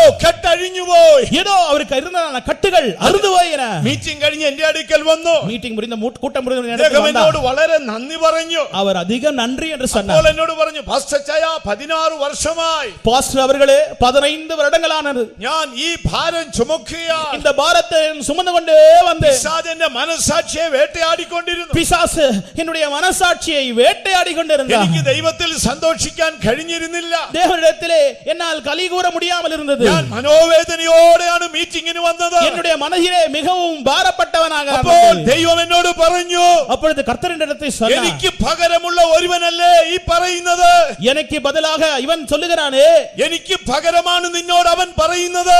எனக்கு என்னிடத்தில் சொல்ல வேண்டும், ஆனால் எனக்கு பதிலாக உன்னிடத்தில் அவன் ഓ, சொல்லுகிறான். ഇന്ന് രാത്രി നിന്നെ അനുഗ്രഹിക്കുക, இன்று இரவிலே உன்னை ஆசீர்வதிக்கப் ആ போகிறான். ബന്ധനം അഴിയട്ടെ, அந்த கட்டுகள் உன்னிடத்திலிருந்து அறுந்து போகட்டும். സ്വർഗം ക്ഷമിച്ചിരിക്കുന്നു, இதோ பரலோகம் உன்னை மன்னித்திருக்கிறது, ദൈവം മറന്നിരിക്കുന്നു. தேவன் பாவத்தை மறந்திருக்கிறார். ആകയാൽ നീ നിന്നോട് തന്നെ ക്ഷമിക്കുക, ஆகவே நீயே உன்னையே மன்னித்து விடு, നീ അത് മറന്നു കളയുക. நீ அதை மறந்து விடு. ആ ശബ്ദം കേട്ടുടനെ அந்த சத்தத்தை அவன் கேட்ட பொழுது ബന്ധനം തകർന്നു പോയി. அவனுடைய கட்டுகள் எல்லாம் அறுந்து போய்விட்டது. കുറെ വർഷങ്ങൾക്ക് മുൻപ് താൻ മരിച്ചുപോയി. எத்தனையோ சில வருடங்களுக்கு முன்பு அவன் மரித்து போய்விட்டார். പക്ഷേ താൻ എന്നോട് പറഞ്ഞു, அவர் என்னிடத்தில் இப்படி சொன்னார், എത്രയോ വർഷമായി ഈ ശക്തി എന്നെ ഭരിക്കുക, எத்தனையோ வருடங்களாக இந்த வல்லமை என்னை மேற்கொண்டு வந்தது. ഞാൻ ആത്മാവിൽ നിറയുന്ന ഉടനെ എന്നെ ബ്രേക്ക് ഇട്ട് കളയും. நான் ஆவியில் நிறையும் பொழுது உடனே அவன் என்னை அமுக்கி நிறுத்திவிடும். എന്നെ സാത്താൻ നിത്യം ദണ്ഡിപ്പിക്കുക.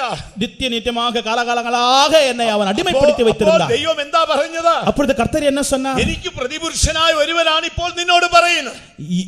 நான் எனக்கு பதிலாக ஒரு பிரதிநிதியாக ஒருத்தர் வந்து உன்னிடத்தில் சொல்லுகிறார், നിന്റെ പാപം ക്ഷമിച്ചിരിക്കുന്നു. உன்னுடைய பாவம் மன்னிக்கப்பட்டிருக்கிறது. ദൈവം ക്ഷമിച്ചു, கர்த்தர் உன்னை மன்னித்தார், സ്വർഗം മറന്നു. பரலோகம் உன்னை மறந்தது. ആകയാൽ നീ നിന്നോട് തന്നെ ക്ഷമിക്കുക, நீ செய்தது மறந்திருக்கிறது. ஆகையால் நீயே உன்னையே மன்னித்து விடு, നീ അത് മറന്നു കളയുക. நீ തന്നെ மறந்து விடு. ഉടനെ ആ മനുഷ്യന്റെ ആ കഷ്ടം വിട്ടുപോയി. உடனே அந்த மனிதனுக்கு இருந்த அந்த கஷ்டம் அவனை விட்டு താൻ போய்விட்டது. ആത്മാവിൽ നിറഞ്ഞു സന്തോഷിച്ചു. அவன் ஆவியில் நிரந்து களி கூர்ந்தான். പ്രിയ ദൈവ പൈതലേ, அருமையான தேவனுடைய பிள்ளை, യേശു ഇന്ന് രാത്രി നിന്നെ അനുഗ്രഹിക്കും. இயேசு இந்த இரவிலே உன்னை ஆசீர்வதிக்க നീ போகிறார். അനുഗ്രഹത്തിനായി വിളിക്കപ്പെട്ടവനാ. நீ ஆசீர்வாதத்திற்காக அழைக்கப்பட்டிருக்கிறாய். എന്താണ് നിന്റെ അനുഗ്രഹം? உன்னுடைய ஆசீர்வாதம் என்ன? നിനക്കൊരു വിടുതൽ ഉണ്ടാകും. உனக்கு ஒரு விடுதலை உண்டாகும். വർഷങ്ങളായി ആ ശക്തി നിന്നെ ലീഡ് ചെയ്യുന്നുണ്ടായിരിക്കാം. எத்தனையோ காலங்களாக அந்த வல்லமை உன்னை பிடித்து மேற்கொண்டிருக்கலாம். യേശാവിന് മടങ്ങിപ്പോകണമെന്നുണ്ട്, യാക്കോബിന് മടങ്ങിപ്പോകണമെന്നുണ്ട്. யாக்கோபுக்கோ திரும்பி போக வேண்டும் என்ற ஆசை.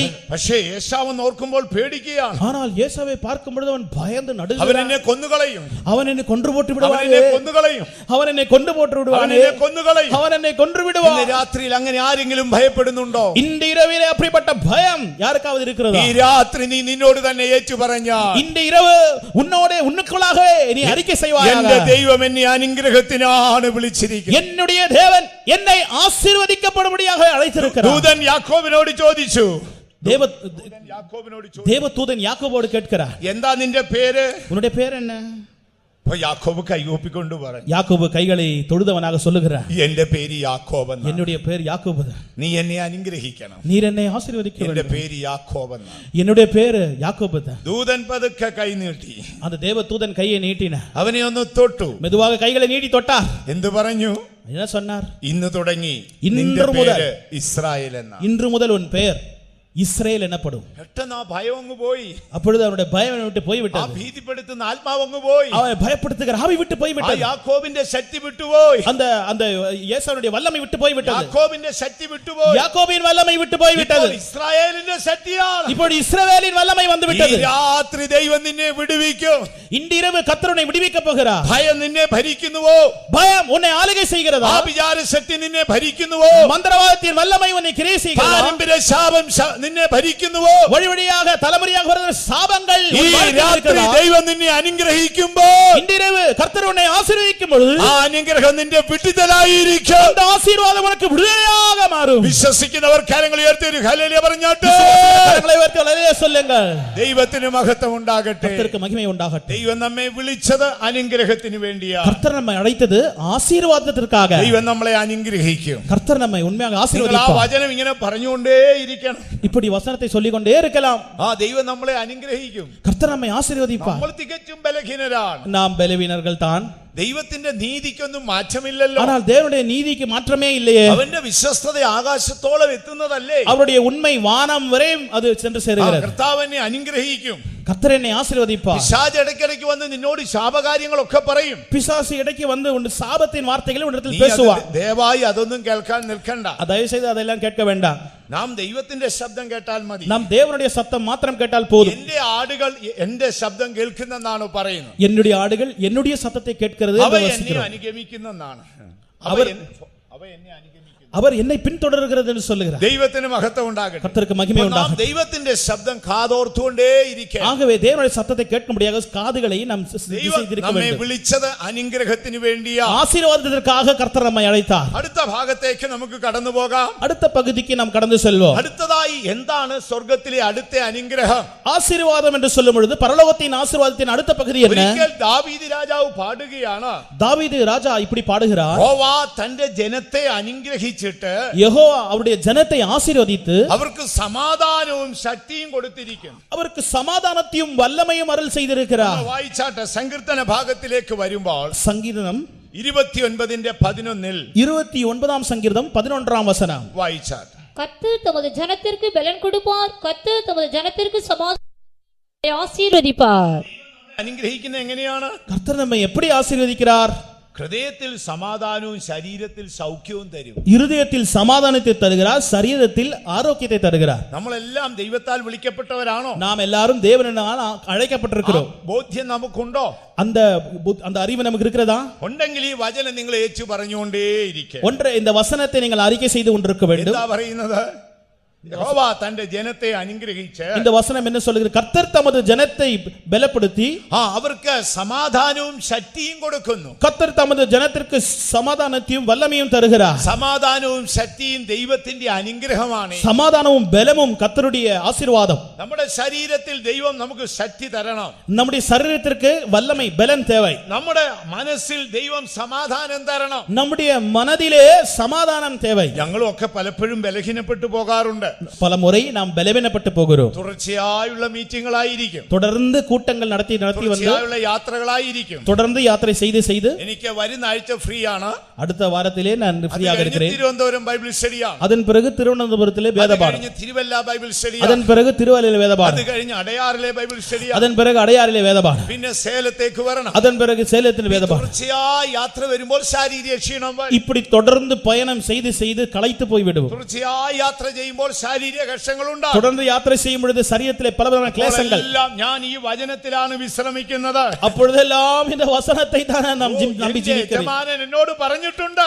என்னுடைய எஜமானன் என்னை பார்த்து சொல்லி இருக்கிறார், നിനക്ക് ഞാൻ ശരീരത്തിൽ സൗഖ്യം തരാം. உன்னுடைய சரீரத்திலே நான் சுகத்தை നിന്റെ கட்டளையிடுகிறேன். മനസ്സിന് ഞാൻ സമാധാനം തരാം. உன்னுடைய மனதிலே நான் சமாதானத்தை യഹോവ அருள் செய்கிறேன். സിയോനിൽ നിന്നെ അനുഗ്രഹിക്കട്ടെ. கர்த்தர் சீயோனில் இருந்து உன்னை ஆசீர்வதிப்பாராக. യഹോവ സിയോനിൽ നിന്നെ അനുഗ്രഹിക്കട്ടെ. கர்த்தர் உன்னை சீயோனில் இருந்து ஆசீர்வதிப்பாராக. അനുഗ്രഹത്തിന് വിളിക്കപ്പെട്ടവനാണ്.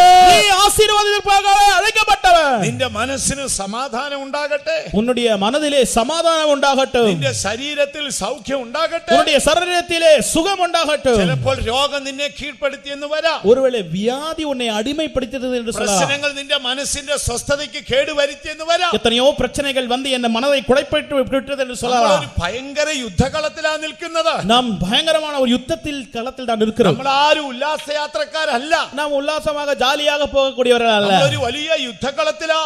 நாம் ஒரு பெரிய யுத்த களத்தில் தான் இருக்கிறோம். പിശാചി രാപ്പകൽ നമ്മളോട് യുദ്ധം ചെയ്തുകൊണ്ടിരിക്കും. சாத்தானானவன் இரவும் பகலுமாக விரோதமாக யுத்தம் செய்து கொண்டிருக்கிறான். ദൈവത്തിന്റെ വിശ്വസ്തത നമുക്ക് പരിചയം ഫലകയുമാണ്. ஆனால் தேவனுடைய உண்மையோ அது நமக்கு பரிசையும் கேடவுமாக இருக்கிறது. ദൈവം നിന്നെ എന്തിനാണ് വിളിച്ചത്? தேவன் உன்னை எதற்காக அழைத்தார்? ഈ ശപിക്കപ്പെട്ട ഭൂമിയിൽ ഞാൻ അനുഗ്രഹിക്കപ്പെടാനാ. இந்த சபிக்கப்பட்ட பூமியிலே நீ ஆசீர்வதிக்கப்படும்படியாக. ഒരിക്കലും ശാപയോഗ്യമായ ഒരു വാക്ക് നമ്മുടെ വായിൽ വരരുത്. அதற்காக ஒருபோதும் சாபத்தின் வார்த்தை ஒருபோதும் നമ്മുടെ வாழ்க்கையில் வரக்கூடாது. ഒരിക്കൽ പോലും നമ്മുടെ ജീവിതത്തിൽ പരാജയത്തിന്റെ ഒരു വാക്ക് പറയരുത്.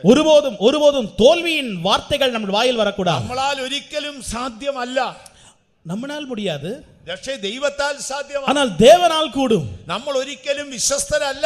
நாம் ஒருபோதும் உண்மை உள்ளவர்கள் அல்ல. പക്ഷേ നമ്മെ വിളിച്ചവൻ വിശ്വസ്തനാണ്. ஆனால் நம்மை அழைத்தவர் உண்மை உள்ளவர். ബോധ്യം എപ്പോഴും നമുക്ക് ഉണ്ടായിരിക്കണം. அந்த அறிவு எப்பொழுதும் நமக்கு இருக்க வேண்டும். നമ്മുടെ ഉള്ളിൽ ഈ ശക്തി ഭരിച്ചുകൊണ്ടേയിരിക്കണം. இந்த வல்லமை எப்பொழுதும் நம்மை ஆளுகை செய்ய നാം வேண்டும். യുദ്ധകളത്തിലാണ് നിൽക്കുന്നത്. நாம் யுத்த களத்தில் தான் இருக்கிறோம். ചിലപ്പോൾ മുറിവേച്ചെന്ന് വരാം. சில பொழுது நமக்கு காயங்கள் வந்தது என்று வரும். മുറിവേച്ചെന്ന് വരാം. காயங்கள் வந்தது என்று வரும். ശത്രു നമ്മളെ ആക്രമിച്ചെന്ന് വരാം. சத்ரு நம்மை மேற்கொண்டான் என்று வரும். നമ്മുടെ ആയുധങ്ങൾ ഒടിഞ്ഞു പോയെന്ന് വരാം. என்னுடைய ஆயுதங்கள் உடைந்து போய்விட்டது என்று നമ്മുടെ சொல்லலாம். പരിചകൾ തകർന്നു പോയെന്ന് വരാം. எனக்கு நான் சார்ந்திருக்கிறதான அடைக்கலம் உடைந்து போய்விட்டது പക്ഷേ என்று ഈ சொல்லலாம். യുദ്ധകളത്തിൽ കൊണ്ടുവന്നത് ആരാണ്? ஆனால் இந்த யுத்த களத்திலே உன்னை கொண்டு வந்தவர் யார்? ആരാണ് ഈ യുദ്ധകളത്തിൽ കൊണ്ടുവന്നത്? இந்த யுத்த களத்திலே உன்னை கொண்டு ഓ, வந்தவர் ഒരു யார்? വിശ്വസ്തനായ സൈന്യാധിപനാണ്. உண்மையான சேனைகளின் அதிபன் தான் உன்னை അത് നമ്മുടെ அழைத்திருக்கிறார். യേശുവാണ്.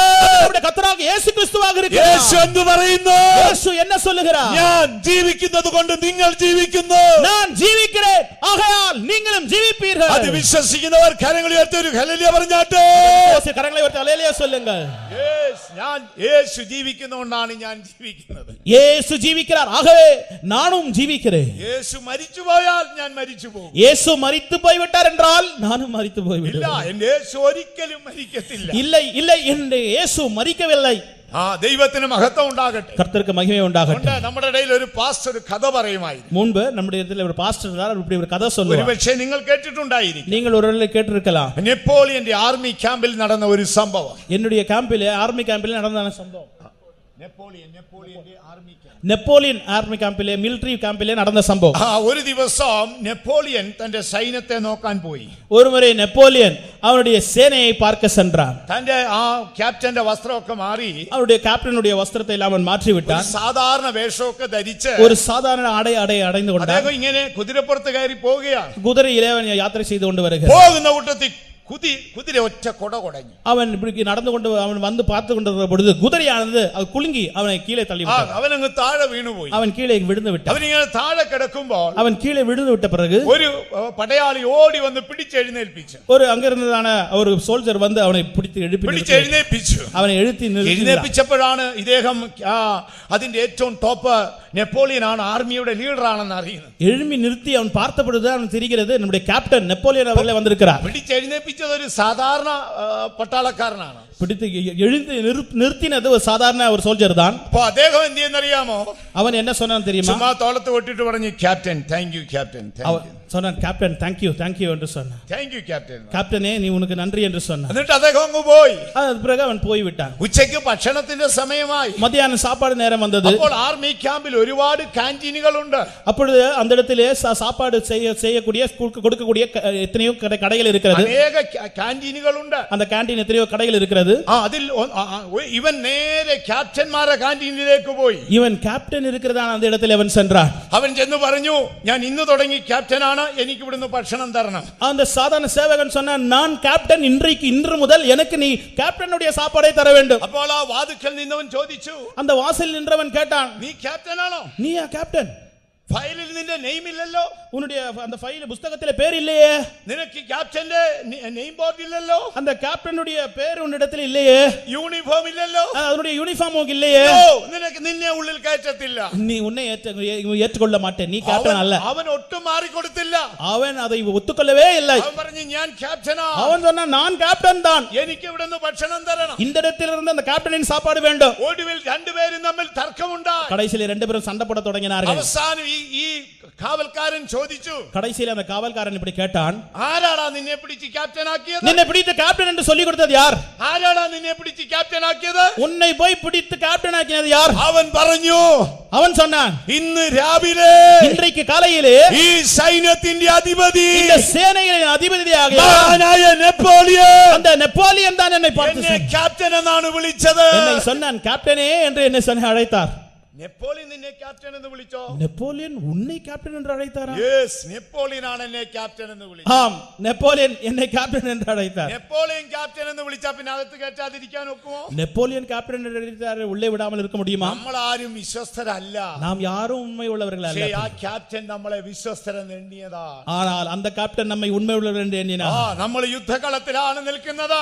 நாம் யுத்த களத்தில் தான் இருக்கிறோம். പിശാച് ഇടയ്ക്കിടയ്ക്ക് ചോദിക്കും, பிசாசு அவன் இடைக்கு அவன் கேட்பான், ഇടയ്ക്കിടയ്ക്ക് നിന്നോട് ചോദിക്കും, அவன் அவன் அவன் அடிக்கடி உன்னிடத்தை பார்த்து வந்து கேட்பான், ആരാണ് നിന്നെ ക്യാപ്റ്റൻ എന്ന് വിളിച്ചത്? உன்னை அதிபதி கேப்டன் என்று கூப்பிட்டது யார்? ആരാണ് നിന്നെ നീ വിശ്വസ്തനാണെന്ന് പറഞ്ഞത്? உன்னை உண்மை உள்ளவன் என்று சொன்னது யார்? അപ്പോൾ നമ്മൾ എന്ത് പറയണം? அப்பொழுது நாம் என்ன சொல்ல வேண்டும்? എടാ ചെകുത്താനെ, ஓ பிசாசே, എന്നെ ക്യാപ്റ്റൻ വിശ്വസ്തൻ എന്ന് എണ്ണിയത് ആരാണെന്ന് അറിയാമോ? என்னை உண்மை உள்ளவன் என்று சொல்லி கொடுத்தது அப்படி சொன்னது யார் தெரியுமா? മരണം വിട്ട് ഉയർത്തു വന്ന വിശ്വസ്ത സാക്ഷിയായ സൈന്യത്തിന്റെ അധിപതിയായ യേശുവാണ് എന്നെ വിശ്വസ്തൻ എന്ന് എണ്ണിയിരിക്കുന്നത്. மரணத்தை ஜெயிச்சு உயிரோடு எழும்பின அந்த சேனைகளின் அதிபதியாகிய கர்த்தராகிய இயேசு கிறிஸ்து என்னை பார்த்து அதிபதி கேப்டன் என்று சொன்னார். വിശ്വസിക്കുന്നവർ കരങ്ങൾ ഉയർത്തി ഒരു ഹല്ലേലൂയ പറഞ്ഞാട്ടെ. ஹல்லேலூயா சொல்லுங்கள். യെസ്, ആ ക്യാപ്റ്റനാണ് എന്നെ വിശ്വസ്തൻ എന്ന് എണ്ണിയിരിക്കുന്നത്. அந்த அதிபதி தான் என்னை கேப்டன் என்று அறிந்திருக்கிறார். ദൈവത്തിന് മഹത്വം ഉണ്ടാകട്ടെ. கர்த்தருக்கு மகிமை உண்டாகட்டும். അപ്പോൾ ദൈവം നമ്മെ എന്തിനാണ് വിളിച്ചത്? அப்பொழுது கர்த்தர் எதற்காக நம்மை அழைத்தார்? ഭൂമിയിൽ അനുഗ്രഹിക്കപ്പെടാനാണ്. இந்த பூமியிலே ஆசீர்வதிக்கப்படும்படியாக. എങ്ങനെയാണ് അനുഗ്രഹിക്കുന്നത്? எப்படி நாம் നമ്മൾ ஆசீர்வதிக்கப்படுவோம்? പുറത്തോട്ട് പോകുമ്പോൾ ദൈവം നമ്മളെ അനുഗ്രഹിക്കും. நாம் வெளியே போகும் பொழுது ஆசீர்வதிக்கப்படுவோம். അത് നമ്മുടെ പ്രവൃത്തികൾക്കായി പോകുമ്പോഴാണ്. அது கிரியைகள் நம் வேலைக்காக போகும்படியாக ஆசீர்வதிக்கப்படுகிறோம். തിരികെ വരുമ്പോഴും ദൈവം നമ്മളെ അനുഗ്രഹിക്കും. உள்ளே வரும் பொழுதும் நம்மை ஆசீர்வதிக்கிறார். അപ്പോൾ ദൈവ അനുഗ്രഹത്തിന്റെ ഒരു ഭാഗമാണ് നമ്മുടെ വിടുതൽ. அப்பொழுது தேவனுடைய ஆசீர்வாதத்தின் ஒரு பகுதி தான் விடுதலை என்று അപ്പോൾ சொல்லுவோம். ഇന്ന് രാത്രി ഞാൻ നിങ്ങളോട് പറയട്ടെ, இன்று இரவிலே உங்களிடத்தில் நான் சொல்லட்டும், ദയവായി നിങ്ങൾ ഇനിയും ആ യേശാവിന്റെ ദുഷ്ടശക്തിക്ക് അടിമയായി കിടക്കരുത്. தயவு செய்து அந்த ஏசாவின் துஷ்ட வல்லமை கெட்ட வல்லமைக்கு நீங்கள் அடிமையாக இருக்க கூடாது. എത്ര വർഷമായി അവൻ നിങ്ങളെ ഭരിക്കുന്നു? எத்தனையோ வருடங்களாக உங்களை ஆளுகை செய்கிறான். നിങ്ങളുടെ ഏകാന്തതയിൽ അവൻ വേട്ടയാടി നിങ്ങളുടെ പ്രാണനെ ഭയപ്പെടുത്തുകല്ലേ? நீங்கள் தனிமையாக இருக்கும் பொழுது உங்களுடைய ஆத்துமகுரோம் யுத்தம் செய்து உங்களை அவன் வேட்டையாடி கொண்டிருக்கிறான் அல்லவா? ഇന്ന് രാത്രി നീ ഒന്ന് ഏറ്റു പറയണം, இன்றிரவு நீ அறிக்கை செய்ய வேண்டும், ദൈവം എന്നെ അനുഗ്രഹത്തിന് വിളിച്ചതാ. கர்த்தர் என்னை ஆசீர்வாதத்திற்காக என்னை அழைத்திருக்கிறார். നിശ്ചയമായി എന്നെ വിളിച്ചവൻ വിശ്വസ്തൻ. உண்மையாக என்னை அழைத்தவர் Yes, உண்மையுள்ளவர். എന്നെ വിളിച്ചവൻ വിശ്വസ്തൻ. என்னை அழைத்தவர் உண்மையுள்ளவர். അവൻ സിയോനിൽ നിന്നെ അനുഗ്രഹിക്കും. அவர் சீயோனில் இருந்து உன்னை ആ ஆசீர்வதிப்பார். അനുഗ്രഹത്താൽ എനിക്ക് വിടുതൽ ഉണ്ടാകും. ஆசீர்வாதத்தினால் எனக்கு விடுதலை நிச்சயம். ദൈവത്തിന് മഹത്വം ഉണ്ടാകട്ടെ. கர்த்தருக்கு மகிமை உண்டாகட்டும். അടുത്ത അനുഗ്രഹം എന്താണ്? அடுத்த ஆசீர்வாதம் என்ன? നമ്മുടെ ഹൃദയത്തിൽ സമാധാനം ഉണ്ടാകണം.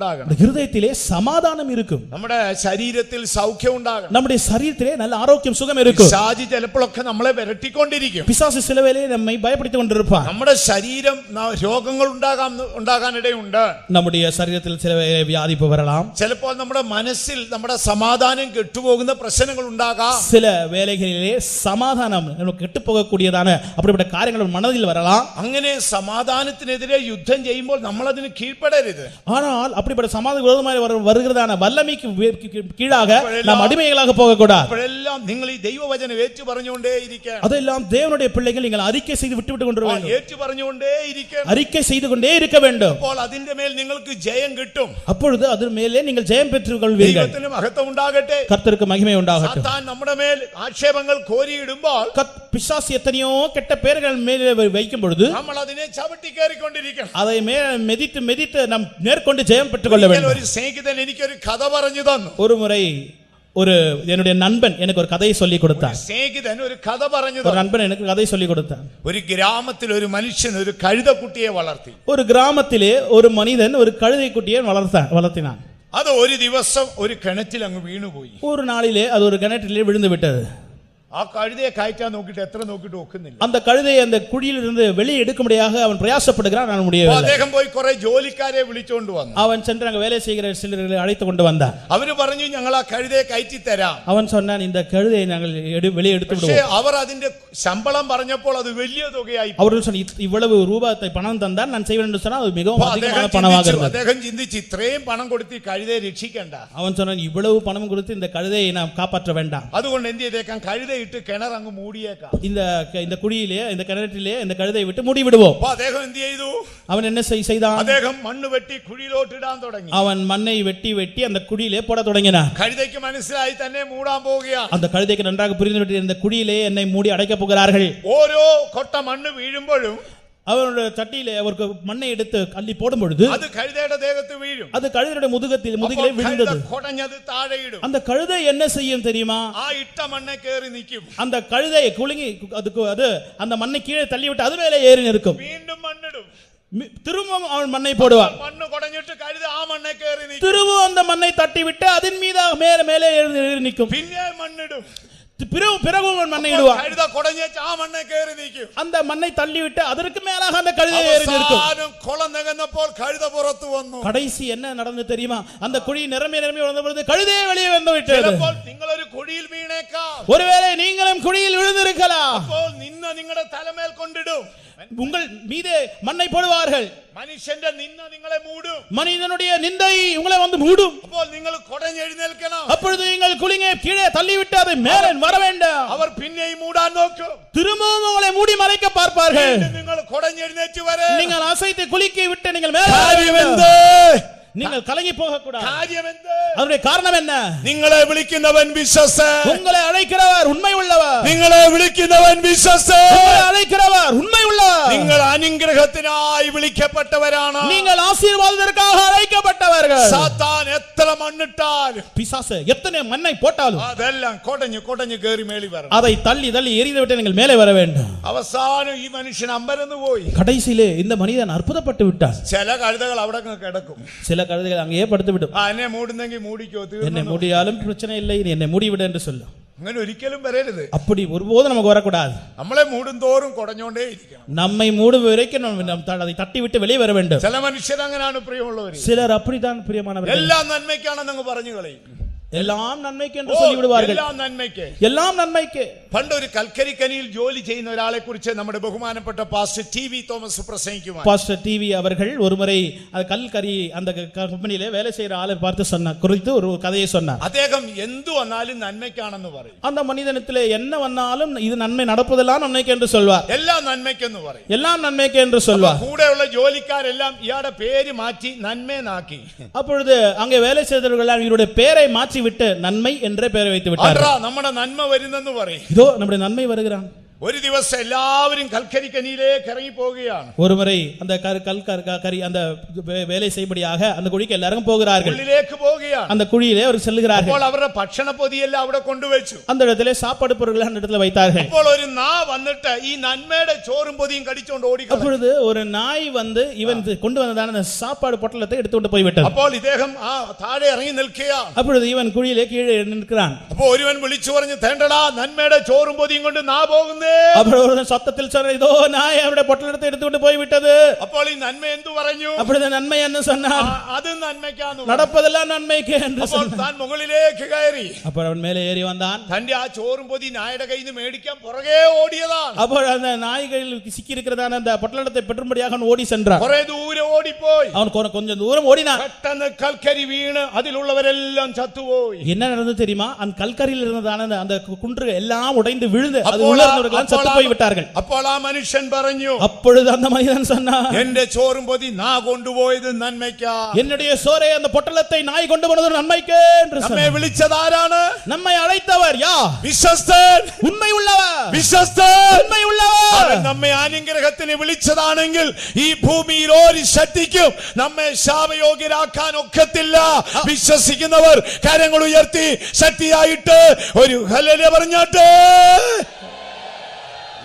എന്ന് നമ്മൾ അത് ഏറ്റു പറയണം. நாம் எப்பொழுதும் அதை அறிக்கை செய்ய வேண்டும். കുറെ കഴിയുമ്പോൾ പിശാച് നമ്മളെ വിട്ടങ്ങ് പോകും. சில நாள் பிறகு பிசாசு நம்மை விட்டு போய் விடுவார். അവനറിയാം മണ്ണുവാരിയിട്ട് ചെയ്താൽ ഇവൻ കേറി പോരുമെന്ന് അറിയാം. அவனுக்கு தெரியும் மண்ணை எடுத்து எடுத்து பின்னும் பின்னும் பின்னும் போடும் பொழுது இவன் முங்கி விடுவான் என்று தெரியும். അപ്പോൾ ദൈവം നമ്മെ വിളിച്ചത് അനുഗ്രഹത്തിനാണ്. கர்த்தர் நம்மை அழைத்தது ஆசீர்வாதத்திற்காக. നമ്മുടെ വിടുതൽ അനുഗ്രഹമാണ്. நம்முடைய விடுதலை ஆசீர்வாதமாக இருக்கிறது. നമ്മുടെ സമാധാനം ഒരു അനുഗ്രഹമാണ്. நம்முடைய சமாதானம் அது ஆசீர்வாதமாக இருக்கிறது. ശരീരത്തിന്റെ സൗഖ്യം ഒരു അനുഗ്രഹമാണ്. நம்முடைய சரீரத்தின் ஆரோக்கியம் சுகம் அது ஒரு ஆசீர்வாதம். ഇനി അടുത്ത ഭാഗത്തേക്ക് പോകാം. அடுத்த பகுதிக்கு நாம் கடந்து செல்வோம். അടുത്തതായി ബൈബിൾ എന്തു പറയുന്നു? அடுத்தது வேதவசனம் என்ன சொல்லுகிறது? അനുഗ്രഹം എന്നത് നമ്മുടെ സൂക്ഷിപ്പാണ്.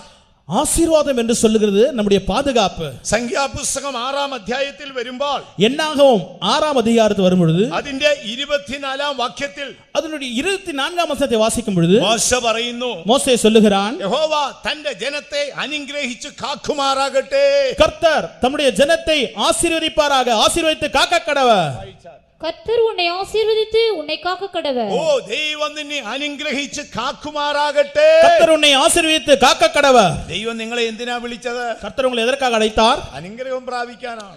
ஆசீர்வாதம் பெறும்படியாக. എന്റെ സമാധാനം ദൈവത്തിന്റെ അനുഗ്രഹമാണ്. உன்னுடைய சமாதானம் கர்த்தர் தந்த ஆசீர்வாதம். എന്റെ ശരീരത്തിന്റെ സൗഖ്യം ദൈവത്തിന്റെ അനുഗ്രഹമാണ്. என்னுடைய சரீரத்தின் ஆரோக்கியம் கர்த்தர் தந்த ஆசீர்வாதம். ശത്രുവിന്റെ മേലുള്ള ജയം ദൈവത്തിന്റെ അനുഗ്രഹമാണ്. சத்துருவின் மேலே வருகிற ஜெயம் கர்த்தர் தந்த ஆசீர்வாதம். ഇപ്പോൾ അടുത്ത വാക്ക് ഏതാണ്? இப்பொழுது அடுத்த வசனம் என்ன?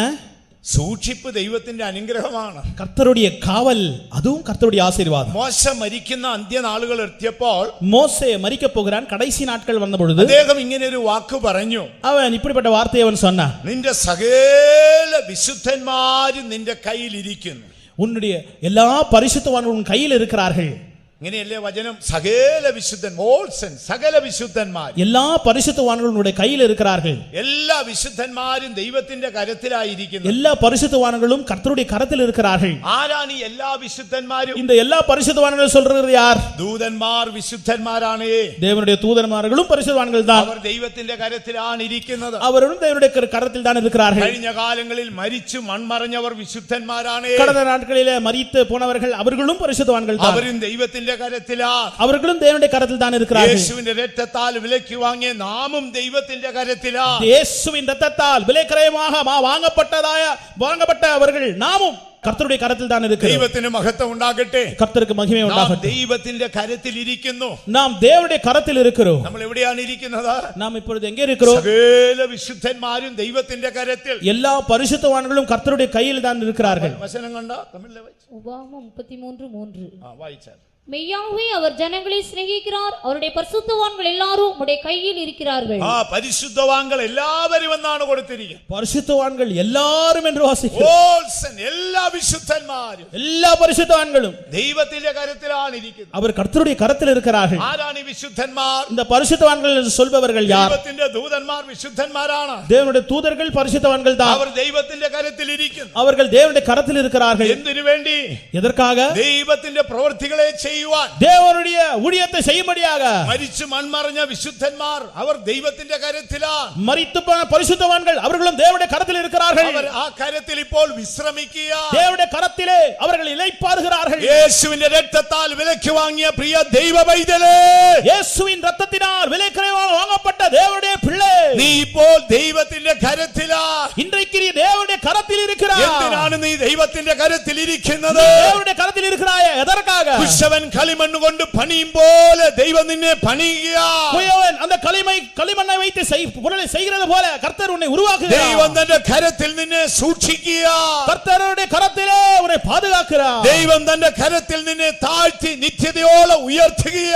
கர்த்தருடைய கரத்திலே வைத்து உன்னை தாழ்த்தி கர்த்தர் உன்னை நித்தியம் வரைக்கும் ஆகையால் அவனுடைய பலமுள்ள கரத்தில் தான் இருப்பி ஆவியானவருடைய பலமுள்ள கரத்தில் நீ கீழ்ப்பட்டு യഹോവ സിയോനിൽ നിന്ന് നിന്നെ അനുഗ്രഹിക്കട്ടെ.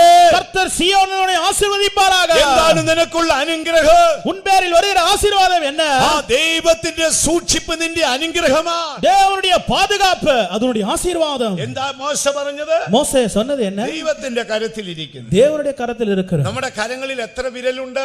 நம்முடைய கைகளில் எத்தனை விரல் இருக்கிறது? നോർമൽ 5 വിരലുകളാണ്. சாதாரணமாக 5 விரல்கள் தான் இருக்கும். ചിലർക്ക് എക്സ്ട്രാ ഇങ്ങനെ ഒരു വിരൽ കാണാം. சிலருக்கு அதிகமாக ஒன்று எக்ஸ்ட்ராவாக வரலாம். എക്സ്ട്രാ ഉള്ളതായിട്ട് കാണാം. எக்ஸ்ட்ரா ஒன்று சில வரும். പക്ഷേ ദൈവത്തിന് 5 വിരലുകളേ ഉള്ളൂ. ஆனால் தேவனிடத்திலே 5 விரல் தான் இருக்கிறது.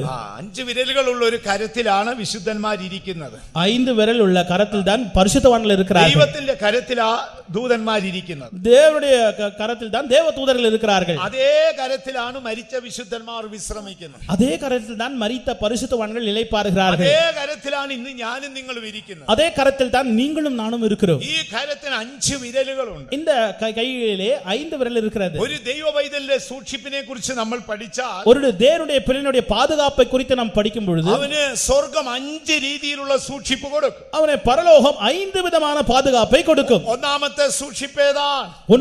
ஒன்றாமது பாதுகாப்பு என்ன? ആ ആട്ടിൻ കൂട്ടത്തെ ഇടയൻ സൂക്ഷിക്കും പോലെ യേശു നമ്മളെ സൂക്ഷിക്കും. ஆட்டு தொழுவத்தில் இருக்கிற ஆடுகளை அந்த மேய்ப்பன் பாதுகாப்பது போல கர்த்தர் பாதுகாக்கிறார். യേശു പറയുന്നു എന്റെ ആടുകളെ എനിക്കറിയാം. இயேசு சொல்கிறார் என்னுடைய ஆடுகளை நான் அறிந்திருக்கிறேன். ഞാൻ അവയെ പേർ ചൊല്ലി വിളിച്ച് പുറത്തു കൊണ്ടുവരും. அந்த ஆடுகளை பேர் சொல்லி அழைத்து நான் வெளியே கொண்டு வருவேன். യേശു ശിഷ്യന്മാരോട് എന്തു പറയുന്നു? இயேசு சீஷர்களை பார்த்து என்ன சொன்னார்? ലോകാവസാനത്തോളം എല്ലാ നാളും ഞാൻ നിങ്ങളോട് കൂടെയുണ്ട്. உலகத்தின் கடைசி வரையிலும் எல்லா நாளிலும் உங்களோடு கூட இருக்கிறேன். ആടുകളുടെ വലിയടനായ യേശു, ஆடுகளுடைய பெரிய மேய்ப்பனாகிய இயேசு, ആടുകളുടെ വലിയടനായ യേശു, பிரதான மேய்ப்பனாகிய இயேசு, അവൻ മരണം വിട്ട് ഉയർത്തിരിക്കുന്നു. அவன் മരണத்தை വിട്ട് അവൻ ഉയരോടെ അവൻ എഴുന്നേൽക്കുകയാണ്. ഇന്ന് നമ്മോട് കൂടെയുണ്ട്. നമ്മോട് കൂടെ இருக்கிறார். അവൻ എന്താണ് നിന്നോട് പറഞ്ഞത്? அவர் உன்னோடு என்ன சொல்லுகிறார்? ലോകാവസാനത്തോളം എല്ലാ നാളും ഞാൻ നിങ്ങളോട് കൂടെ ഇരിക്കാം. உலகத்தின் கடைசி பரியந்தம் நான் எல்லா நாளுகளும் உங்களோடு கூட இருக்கிறேன். അപ്പോൾ ഒരു ഇടയന്റെ സൂക്ഷിപ്പ് എപ്പോഴും നമുക്ക് ഉണ്ടായിരിക്കും. அப்பொழுது மேய்ப்பனுடைய பாதுகாப்பு எப்பொழுதும் நமக்கு இருக்கும். ഓൾ ഫുൾ ടൈം ഒരു ഇടയന്റെ സൂക്ഷിപ്പ് നമ്മുടെ കൂടെ ഉണ്ട്. எல்லா நேரத்தும் எப்பொழுதும் அந்த மேய்ப்பனின் பாதுகாப்பு நமக்கு இருக்கும். ഇങ്ങനെ അടുക്കൽ വന്ന് നിൽക്കും.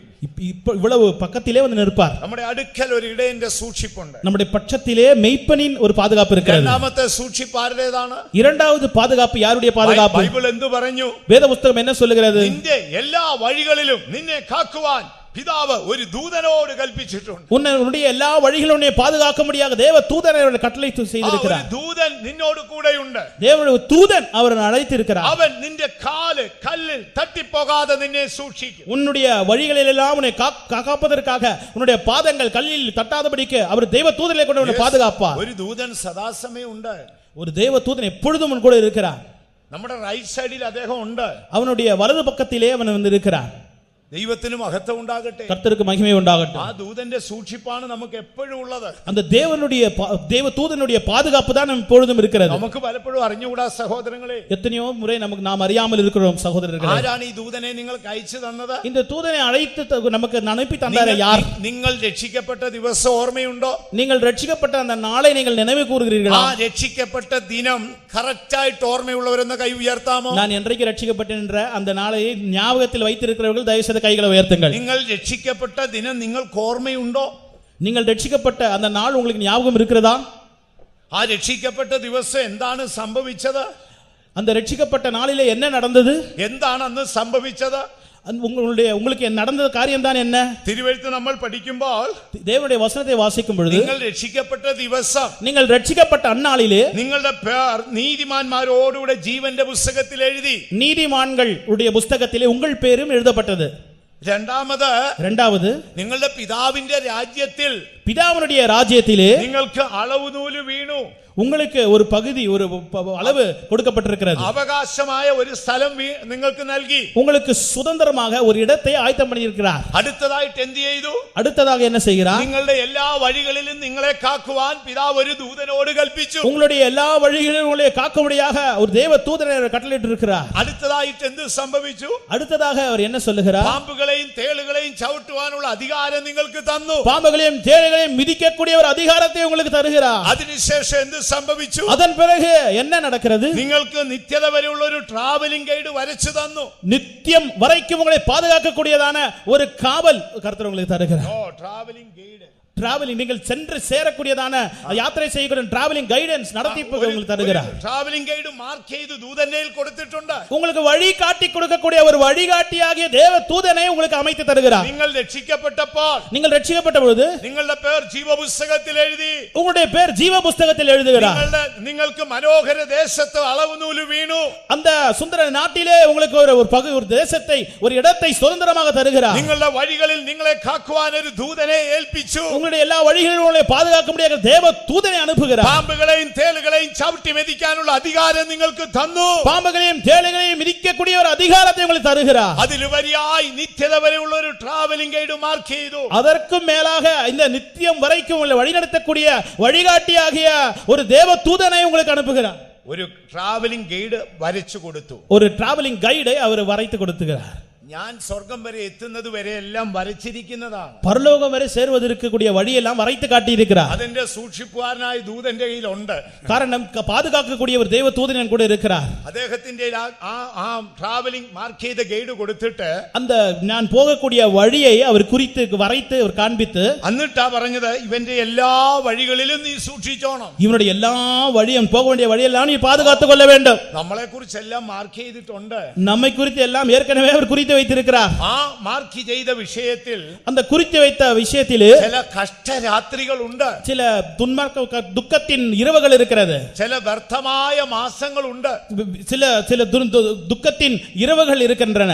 ദൈവത്തിന് മഹത്വം ഉണ്ടാകട്ടെ, கர்த்தருக்கு மகிமை உண்டாகட்டும். ചില അനർത്ഥങ്ങളുടെ സമ്മത്സരങ്ങൾ ഉണ്ട്, சில கஷ்டத்தின் வருஷங்கள், கஷ்டத்தின் நாட்கள் இருக்கிறது, ചില കഷ്ടങ്ങളുടെ അനർത്ഥങ്ങളുടെ നാളുകളുണ്ട്, சில துக்கத்தின் கஷ்டத்தினுடைய நாட்கள், காலங்கள் இருக்கிறது. കഷ്ടരാത്രിയുണ്ട്, கஷ்ட ராத்திரிகள் இருக்கிறது, വ്യർത്ഥ മാസങ്ങളുണ്ട്, வீணாக போகக்கூடியதான மாதங்கள் இருக்கிறது, ആ അനർത്ഥങ്ങളുടെ സമ്മത്സരങ്ങളുണ്ട്, துக்கத்தின் வேதனையினுடைய வருஷங்கள் இருக்கிறது, ക്ലേശങ്ങളുടെ ദിനങ്ങളുണ്ട്. ராத்திரி எல்லாம் துக்கத்தில் கழித்து கொடுக்கக்கூடிய அப்படிப்பட்ட ராத்திரிகள் இருக்கிறது. ഇതെല്ലാം മാർക്ക് ചെയ്ത് വെച്ചിരിക്കുന്നതാ. இதெல்லாம் குறித்து வைக்கப்பட்டிருக்கிறது. ഇത് വിട്ട് നമുക്ക് ആർക്കും ഓടാനൊക്കത്തില്ല. இதை தப்பி யாரும் ஓடிவிட முடியாது. ചിലർക്ക് ഇത് അറിയത്തില്ല, சிலருக்கு இது புரியாது. ചിലര് പ്രാർത്ഥിക്കാൻ വരുന്ന കണ്ടിട്ടില്ലേ? சிலர் ஜெபிக்கிறதுக்கு வருவார்கள். ആദ്യം ചീഫ് പാസ്റ്ററെ കൊണ്ട് പ്രാർത്ഥിക്കും. முதலாவது தலைமை பாஸ்டர்களை வைத்து ஜெபிப்பார்கள். அது കഴിഞ്ഞ് ഡെപ്യൂട്ടി ചീഫ് പാസ്റ്ററെ കൊണ്ട് പ്രാർത്ഥിക്കും. அதன் பிறகு அசிஸ்டன்ட் டெப்யூட்டி பாஸ்டர் வைத்து ஜெபிப்பார்கள். അതിനുശേഷം അവിടെ നിൽക്കുന്ന എല്ലാ പാസ്റ്റർമാരെയും കൊണ്ടും പ്രാർത്ഥിക്കും. அதன் பிறகு அங்க இருக்கிற எல்லா பாஸ்டர்களும் தலையில் கை வைத்து ஜெபிக்க வேண்டும் என்று சொல்வார்கள். പോകുന്ന വഴിയിൽ ആ ഗേറ്റിന്റെ അവിടെ നിൽക്കുന്ന ആ ബ്രദറിനെ കൊണ്ടും കൂടെ ഒന്ന് പ്രാർത്ഥിക്കും. போகும்போது வாசலில் இருக்கிற அந்த பிரதர், நீங்களும் ஜெபிங்கள் என்று சொல்வார்கள். എവിടെ കേൾക്കുന്നെന്ന് അറിയത്തില്ലല്ലോ. எந்த ஜெபத்தை கர்த்தர் கேட்பார் என்று தெரியவில்லை.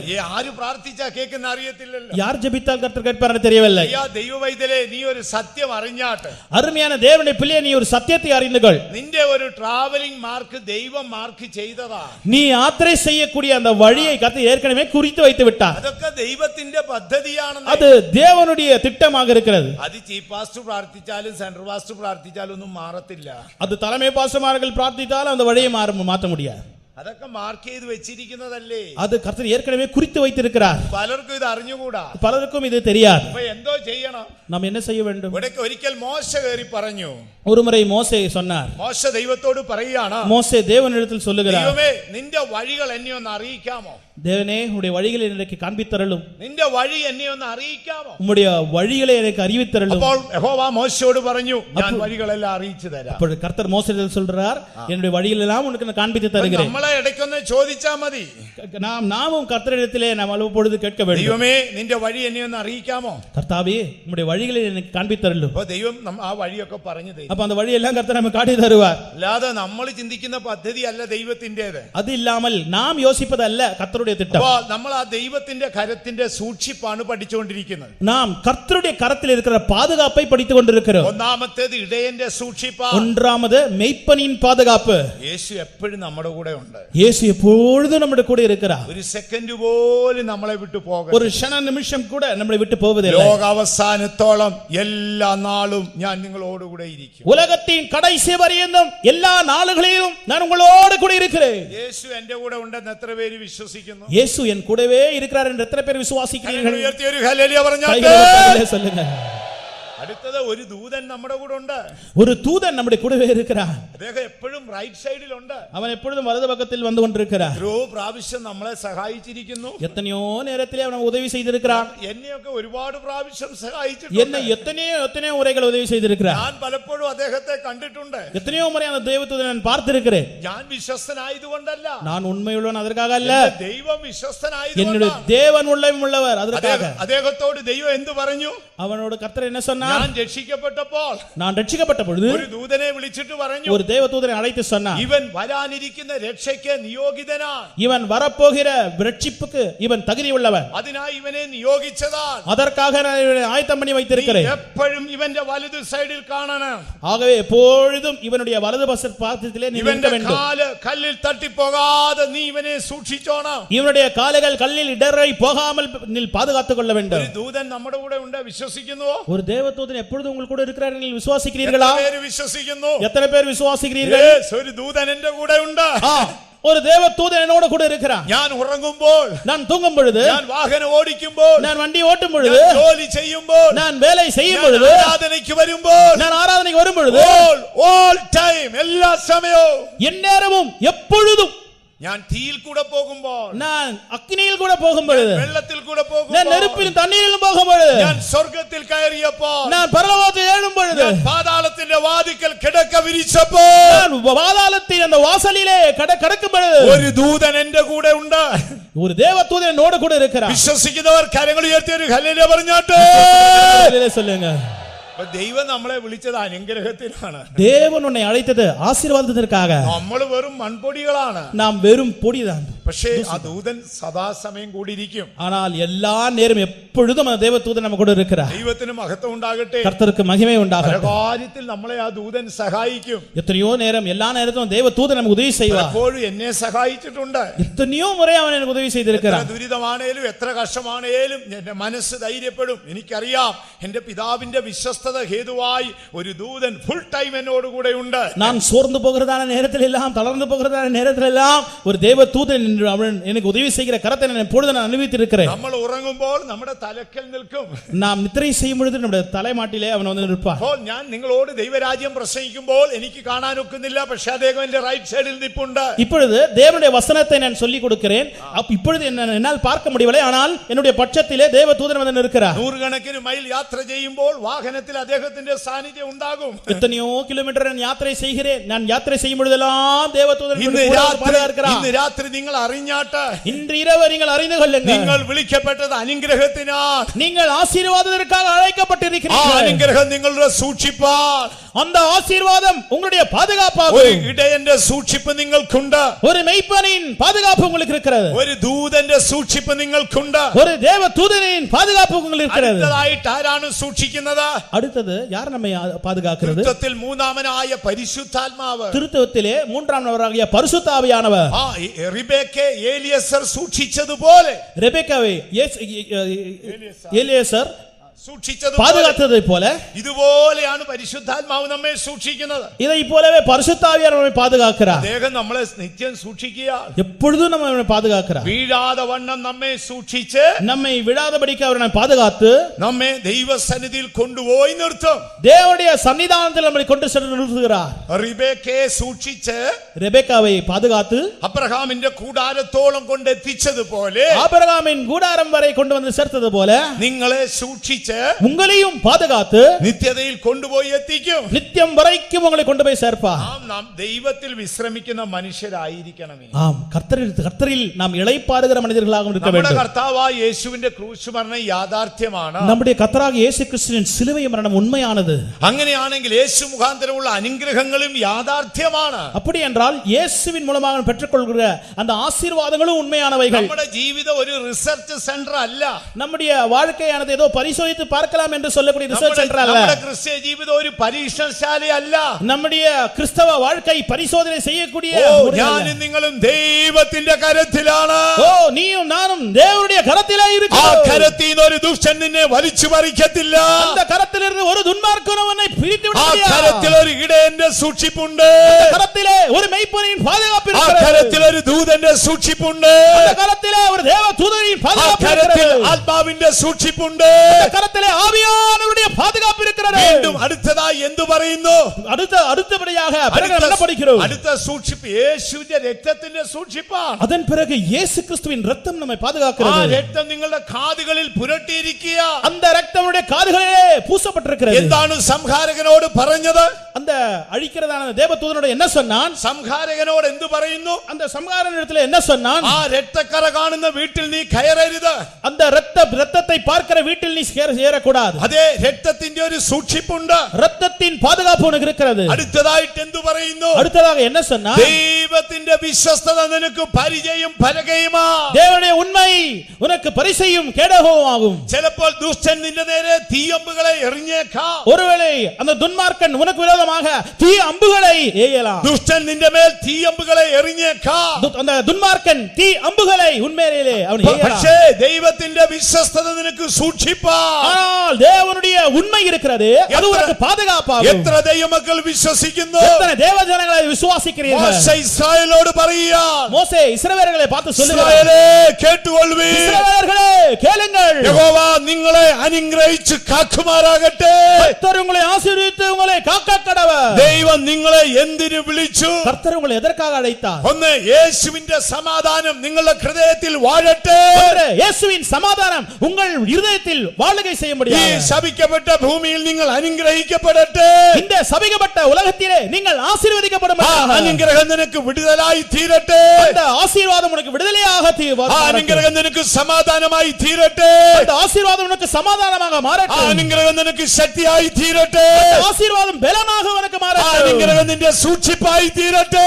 அந்த ஆசீர்வாதம் உனக்கு பாதுகாப்பாக மாறட்டும். പൂർണ്ണമായി തിരുവഴുത്ത് വിശ്വസിക്കാം. நாம் மனப்பூர்வமாக தேவவசனத்தை விசுவாசிப்போமாக. ഞാനൊരു സ്ഥലത്ത് ഇരിക്കുമ്പോൾ நான் ஒரு இடத்தில் இருந்த பொழுது അവിടെ ഒരു ലേഡി, അവൾ കത്തോലിക്ക പശ്ചാത്തലത്തിൽ നിന്ന് വന്നതാണ്. அந்த இடத்திலே ரோமன் காத்தலிக் சபையிலிருந்து வந்ததான ஒரு ஸ்திரீ.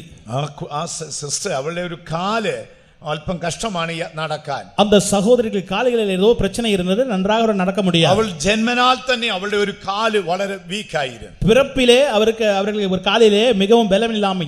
എന്നാൽ പിന്നീട് അവൾക്കൊരു ബാങ്ക് ജോലി ലഭിച്ചു. அதன் பிறகு பேங்கிலே ஒரு வேலை கிடைத்தது. വിവാഹത്തിന് ശേഷമാണ് നമ്മുടെ കൂടെ വരുന്നത്. திருமணமான பிறகுதான் நம்ம இடத்துல வந்து ஐக்கியப்பட்டார்கள். കഴിഞ്ഞപ്പോൾ അവരുടെ കണ്ണിന് കാഴ്ച ശക്തിയും കുറഞ്ഞു. அதன் பிறகு அவருடைய கண்ணில் இருந்தான பார்வை குறைந்து போய்விட்டது. ഡോക്ടേഴ്സിനെ അഭയം തേടിയപ്പോൾ അവർ പറഞ്ഞു, കണ്ണിന്റെ പ്രഷറാണ്, ഒന്നും ചെയ്യാൻ ഒക്കത്തില്ല, ഇത് കാലം കഴിയുന്തോറും കുറഞ്ഞുകൊണ്ടേ ഇരിക്കുമെന്ന് പറഞ്ഞു. டாக்டர்களை சமீபித்த பொழுது அவர்கள் சொன்னார்கள், உங்களுக்கு ஏதோ பிரஷர் இருக்கிறது, இது இப்படிதான் நடக்கும், பின்ன வருங்காலத்திலே சரியாகிக்கொள்ளும் என்று சொன்னார்கள். ദൈവത്തിന് മഹത്വം ഉണ്ടാകട്ടെ. கர்த்தருக்கு மகிமை உண்டாகட்டும். ഒരു മാസയോഗത്തിൽ ഞാൻ ഈ ദൈവത്തിന്റെ കരത്തെ കുറിച്ച് ഇങ്ങനെ പ്രസംഗിച്ചുകൊണ്ടിരുന്നു. மாதாந்திர கூட்டத்திலே ஒரு கூட்டத்திலே இயேசுவின் கரத்தை குறித்து நான் பேசிக் ഈ கொண்டிருந்தேன். സാധുവായ സ്ത്രീ പിന്നിൽ കരഞ്ഞുകൊണ്ടിരിക്കുകയാണ്. இந்த ஏழை சகோதரன் அழுது கொண்டிருந்தாள். കർത്താവേ, ഞാൻ ജന്മനാൽ ഒരു വികലാംഗയാണ്, എനിക്ക് നടക്കാൻ വയ്യ. கர்த்தாவே, நான் பிறக்கும் பொழுதே உடவளாகவே நான் பிறந்து விட்டேனே, ഇപ്പോൾ എന്റെ കണ്ണിന്റെ കാഴ്ചയും കുറഞ്ഞു நடக்க முடியவில்லை, இப்ப கண்களிலும் பார்வை இல்லையே, ആർക്കും എന്നെ സഹായിക്കാൻ ഒക്കുന്നില്ല. யாருக்கும் என்னை உதவி செய்ய முடியவில்லை. ഒരു ദിവസം ജോലിക്ക് വേണ്ടി പോകുകയാണ്.